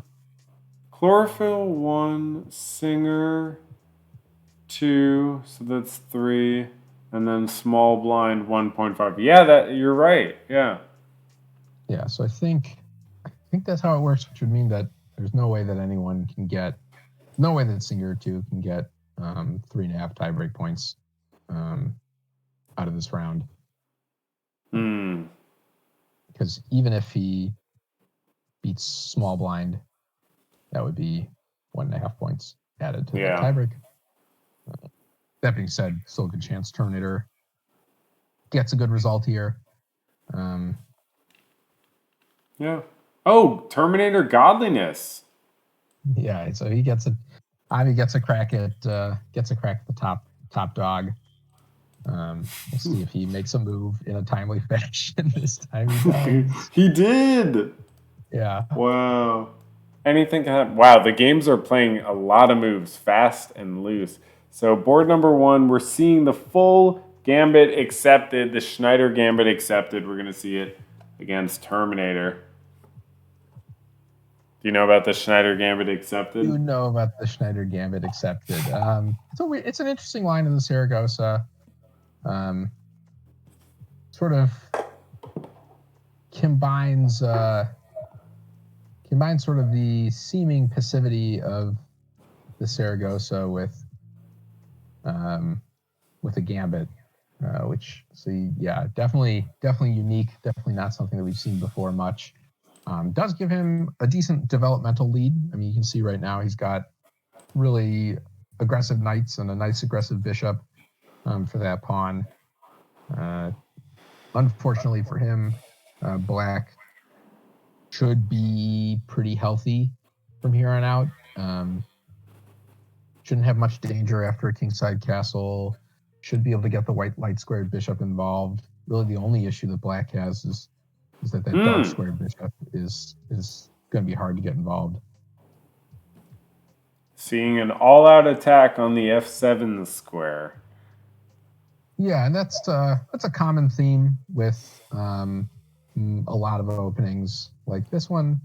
Black, I think, is looking to give back the pawn to fix development or to fix their position. We'll see what Avi does. I wouldn't be surprised if Avi takes with the knight here, just to keep the pressure up. Yeah. But what about the problem here is, of course, that if he takes the knight back, well, exactly, that's hanging now. And he just lost a piece. Done. Yeah, Avi's done here. No, he couldn't have done that. Like, you can't do that. It's so obvious you're hanging that piece on g5. Yeah, he needs to sacrifice first, right? Before retaking with the knight, he needs to sacrifice the knight, take on f7, and that opens up the attacking lanes. And then if they take back, then you can take with your bishop, and then continue your attack. But right now, I mean, this game's against an opponent with as much quality as Terminator 1976. This game is somewhat in the books. I mean, theoretically, you could see something like, bishop takes b7, and then bishop takes b7, queen takes b7, and then you've got an angle there. But I mean, this seems like not enough compensation for that piece, clearing out sort of a couple of pawns on that queen side. Yeah, I guess that is compensation. And again, Avi, I hope you're not listening to the stream. That's unethical. Don't do that. We don't condone that. But this looks like Black could just easily consolidate potentially. And I mean, maybe if they just drop that pawn on b7, that's no big deal. Obviously, the rook, has to be protected. Yeah, the problem is that knight to d7 for Black just solves too many of their problems. Yeah, so he'll take. I mean, but the thing is, he can take back, but after the take here, knight to d7, and black is suddenly okay again. I mean, white could exchange bishops to get the pawn on c7 as well. But yeah, I don't think that's enough compensation, because you still don't even have a passed pawn out of it. You have no more minor pieces, whereas black has the knight, the extra knight. I think it's good to do it anyway, like this. You gotta get something. I mean, yeah. Well, but also, I mean, also on top of that, yeah, you have to castle. you have to first. castle. Yeah. Um, Terminator so playing very fast. Has only used 20 seconds in 14 or 13 moves. That is true. That is true. I mean, Avi hasn't left him with a ton of choice as to what moves to make. So I wonder if that contributes to the speed. Yeah.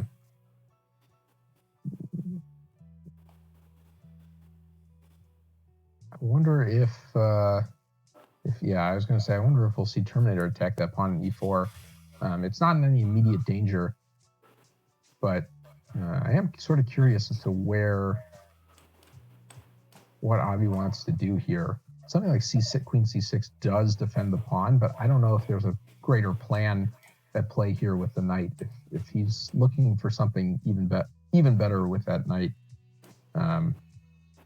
Also, I mean, we might see the rooks get involved a little bit. If he does play c6, we can see the rook on a to e8 to sort of try to increase that attack. But not totally sure what the plan here is for either side. I mean, for black, you got to try to find a way to get the queens off the board, maybe even the rooks off the board, and then just use your knight advantage to win the end game. Yeah. Yeah, it's going to be a tough one. And Avi did say in the chat that this is a learning lesson for the Schneider Gambit, which I think is true. Yeah, seeing, yeah. Yeah, and I think Avi had, I don't think the problem is with the Gambit necessarily. I think the attacking process was done a little bit out of order. When black gave back the pawn, would have been easy enough to just accept it and sort of go home, but rather, or even just sack early and keep the attack on. But Avi decided to try to get aggressive, take with the knight, and didn't really find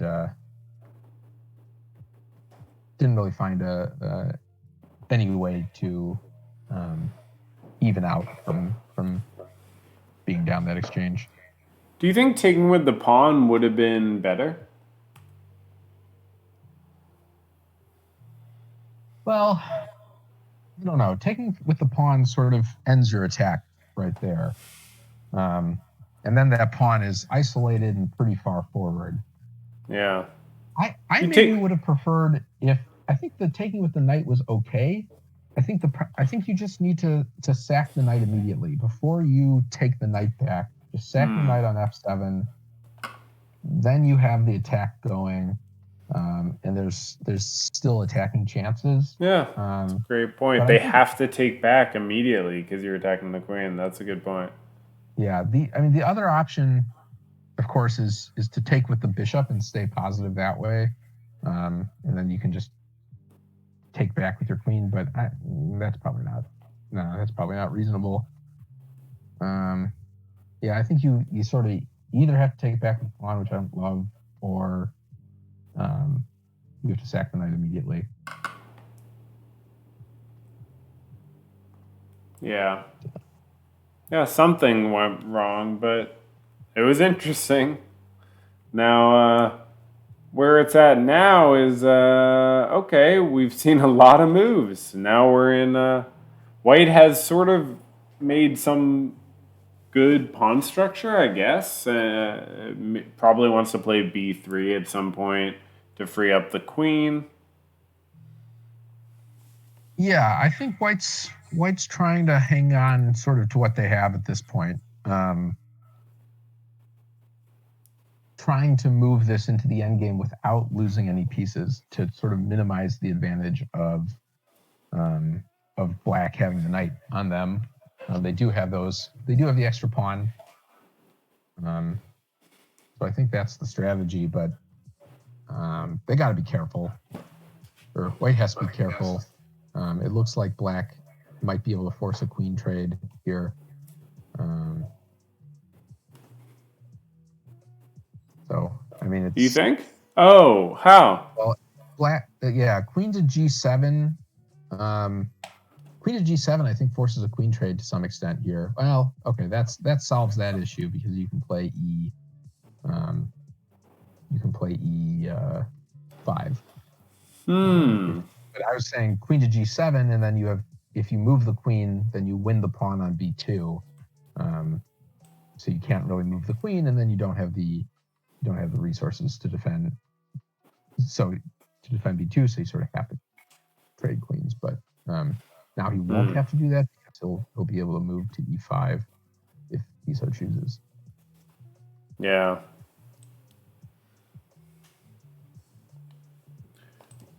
Okay. White's trying to get some counterplay, some attack. Oh, is that a pawn? No. Finally, the b3.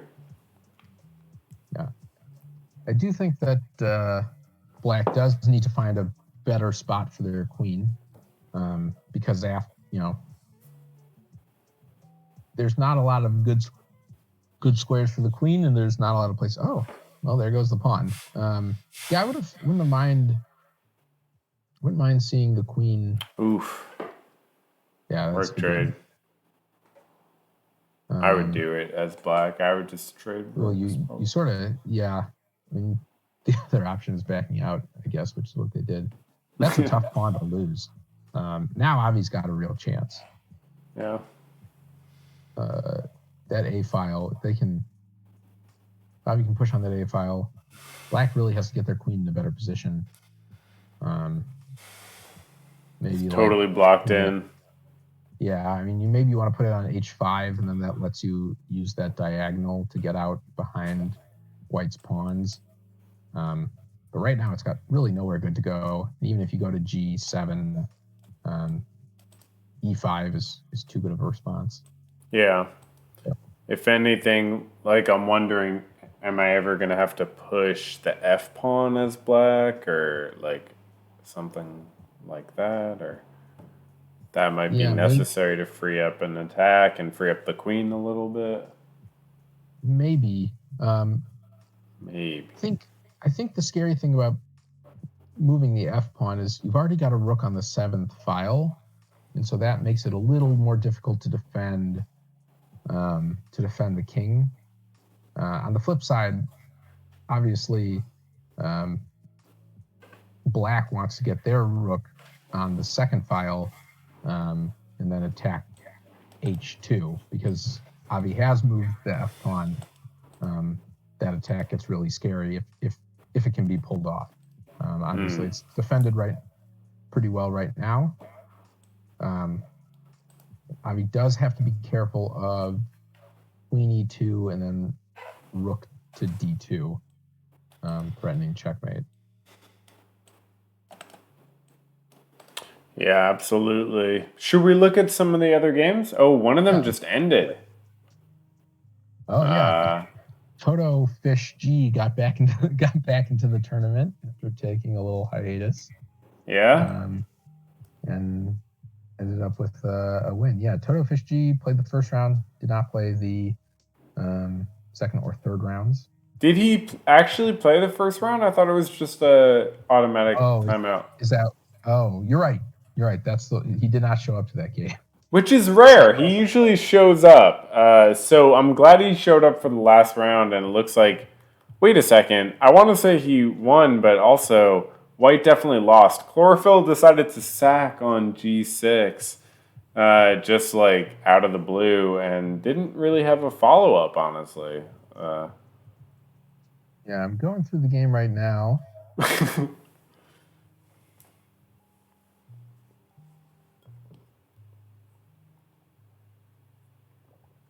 Well, I think the sacrifice is quite interesting. Yeah. But I would have thought that it would be followed up by queen takes g6. No, the knight's guarding. Oh, the knight's guarding. Duh. But Well, that then makes it even worse. Yeah. No, I don't understand. You're right. That's it's very interesting. speculative sacrifice. Yeah. I don't know if there was a plan there or if it just seemed like they needed to shake things up a little bit. The real issue, eventually, they just drop the knight. They think it's protected by a pawn, but the pawn is pinned. Yeah, classic. And then it's just everything. Off to the races. Yeah. Okay. Yeah. Board 2 we didn't look at. Let's look at that really quick. Singer versus Small Blind. They have never played before. We saw just I don't know. Yeah, cool classic opening, piece trade, pawn trade, piece trade. White drops a pawn and a rook, and okay, fair enough. Classic opening. Yeah, you don't want to do that usually. It's generally not recommended. Yeah, I'm not. Wow, black just sacked material. A lot of material. What the? Okay, and now they're trading, but then white's going to take on g7? This is pretty wild. That would be bizarre. I mean, this is definitely out of control. I'm not sure why they felt the need to do that. Yeah. I don't think it's bad. Oh, do they think they're getting trapped? Are they getting trapped kind of? Yeah. No, I don't think so. Not really. I think black just saw an opportunity to trade that knight, which was not very good, for 2 pawns and totally open up the king side and made sort of a sacrifice that, a positional sacrifice. But I don't totally know where they go from here. H5 or something? Well, they have a move. They don't need to. Well, okay, they did go H5. They didn't need to go H5 just yet. No. I can predict moves even if they're not good ones. That's I can especially predict the ones that. Yeah, they could have gone something like. Well, actually, H5 is quite nice because you like it? It's very easy for white to just basically use their bishop. Well, yeah. Yeah, I think H5 is good. You don't want to give white an opportunity to move their bishop away while getting anything from it. But I think you want to even in this position, if white takes, you say, okay, white takes H7 with their bishop, then if you retake, you lose the bishop, but you retake with checks. So I don't think H5 is strictly necessary, but it's certainly not a bad move, and you do want to get that H-pawn involved eventually. I wouldn't be surprised if we see a queenside castle, just a real assault on that king side shortly. I don't know. I guess black is up a rook for a knight and 2 pawns? Or no, a rook and 2 pawns for a knight is what I mean. Yeah. Right? 3 pawns even. A rook and 3 pawns. They've got 7 and white has 4. Right. It's not, so it's not it's not looking great for white. Speaking of not looking great, Godliness just not looking great for white. Also, Godliness just lost, unfortunately, for Godliness fans. Uh, so Yeah, they. Terminator, yeah. What did we see? We left it off where Black's queen was sort of blocked in. White grabbed some material, and Black ended up getting a real attack and getting a rook. Yeah, I think. Wow, and Well, then just I like don't think Avi was in great shape, really, no matter what he did at that point. Um, but yeah, I don't think Avi was in great shape, really, no matter what he did. But that yeah, night, those night moves were really interesting. Um, it's yeah, sort of no, hard. It's sort of hard to. I mean, he threatens um, to fork the queen and king with that knight, and then Avi's got to find something to help defend, and he can't really in the end. Um, yeah. It seems like White was losing the whole game from that mistake in the opening, and it just got worse and worse. yeah, I think that's a fair characterization. That it really I was was just them looking at making a the mistake. analysis too. That's what it was like. It was just like -1, and then it became like -3, and then -5, and then -10. You know, it's like felt like that too. Yeah, yeah, I think it does turn out that the pawn take is better than the knight take. Um, but even with the knight take, I mean, you have to sacrifice. Uh, you have to sacrifice. You can't retake. Retaking just is losing immediately. Um, Interesting. Yeah, Oh, I and don't the think that reason the Black actually can't take back with the knight. If Black takes back with the knight, Knight takes F7 is completely crushing for White. So Black, it's an only move that's crushing. So Black actually can't take back if White takes with the pawn. yeah, no, that's Yeah, well, yeah, that exactly. But at yeah, the same time, that pawn um, sort of gums up White's plans, and you end up it really taking with the pawn slows the game down a lot, which is like yeah, okay. That's not a bad thing necessarily. It's just you know black is under attack because they accepted the gambit, and then giving back the pawn is sort of a reverse gambit almost, um, where you let them take back the pawn and in order to stop the attack. So really, might have been an interesting game had he not done that, or had he sat. Yeah, the computer doesn't like sacking the knight um, after black takes the knight. Doesn't like sacking the knight on f7, but I still think white has at least a chance Wait, what do you to move up. mean? If Black takes with the knight on D5, the computer loves White taking on F7. Well, it says that black is still winning, right? No, it says +5. You're saying on move 10 to take on f7?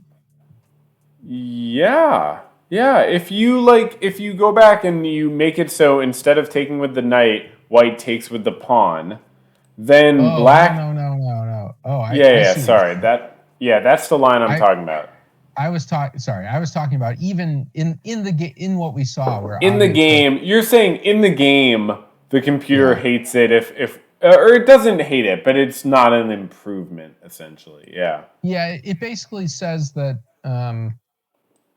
white's down a couple of pawns, but I think with humans over the board in real time with a time limit that there's legitimate attack, there's legitimate attacking opportunities if you play that. So I don't think that this opening is cooked or anything.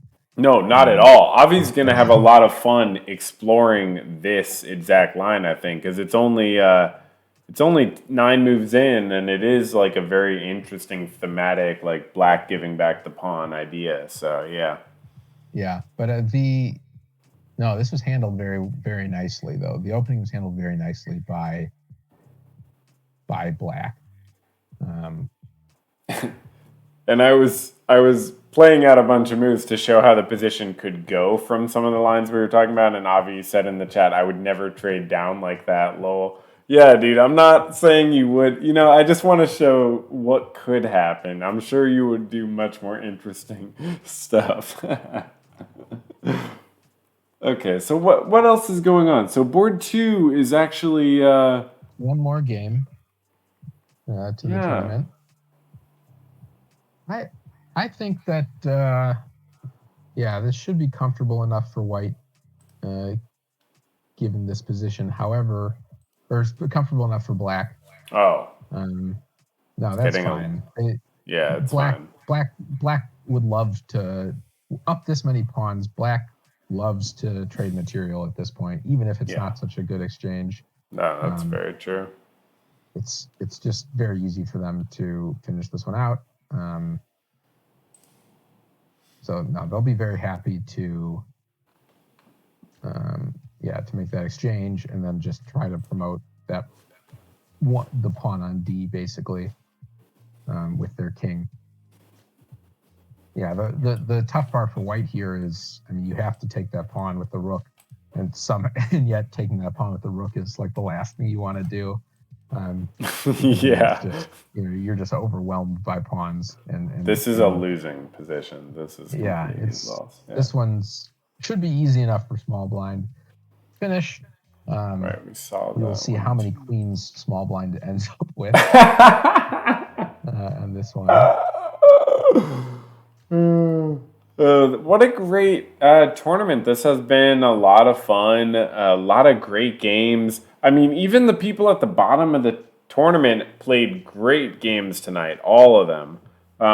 This is just a really great chess club. Very fun. Every Sunday we do these tournaments, so that's awesome. This was another fantastic one. Yeah, and lots of really interesting moves found by people. I think that this tournament, we found a lot of players found some really good moves in places that I think maybe I didn't expect to see really, really quick, accurate analysis by the players, getting some nice checkmates, winning some nice material. And well done to all those who participated. Yeah, very well done, and keep coming back. We love to see it. So many interesting games, and it's over because, White has resigned. So the game is over, and the tournament is over, and the official winner of the Turkey Cat November Reign 4 is Terminator 1976. Congratulations, Terminator. Great game. Second place, Small Blind, and third place, Singer. Both playing great games. Small Blind getting 2.5. That 0.5 is from being late. That's a little suspect. Okay. Definitely a little suspect. Let me rephrase, because I don't believe in that. Lichess says one thing, I say another. Actually, Small Blind and Singer both got 2 points. And so it was a tie for second place. You don't get the second place definitively because you were late. Being said, they did have the tiebreak advantage on Singer. Oh, hey, fair enough. So they beat them directly. Yeah, and they beat them heads up. So congrats to Small Blind and Singer too for both playing a really good tournament. Congrats to all our participants. Everybody finished with at least a point. So that was a lot of fun.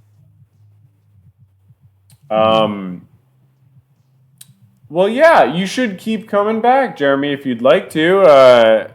It's great having you on to commentate. It's been a lot of fun. Yeah, this was a lot of fun. Yeah, thanks for having me. Yeah, it's great to talk about the games. It's like you can really explore so many different things about them, and it's like another language almost. So, a lot of Right. fun. True. All right. Okay, well Um, we'll call it now, and yeah, we'll be back next week with another very fun, uh, very fun stream where we, yeah, I don't know, do this similar thing. So I'm gonna find uh, a stream to raid, because when you raid a stream at the end of a Twitch stream, then they are like, oh hey, King Cat Chess, they like notice you. So it's a good way to network. It's basically yeah. networking. Fair Yeah, enough. Throw a little publicity our way too. yeah, it's funny. But anyways, yeah. Any closing thoughts about the games, or any ideas? No, I think the time control was quite good. I think that we saw some actually pretty good chess with the longer time control. Um, and it still was tight enough where we saw some people get into trouble. And definitely a shout out to Terminator for being really head and shoulders above the competition and winning all of his games. That was really impressive. His or her games, I guess. I don't really know what Terminator is. Yeah, I actually But don't yeah, really know Terminator either, but just fantastic playing. Yeah, you're right to call it out. Like 4-0. I mean, that's pretty good. This is not easy competition. So yeah. good. Yeah, All right. that's all I Well, got. no, that's it. Have a good one. Great talking with you, and I'll talk to you soon. Have a good one. All right, thanks.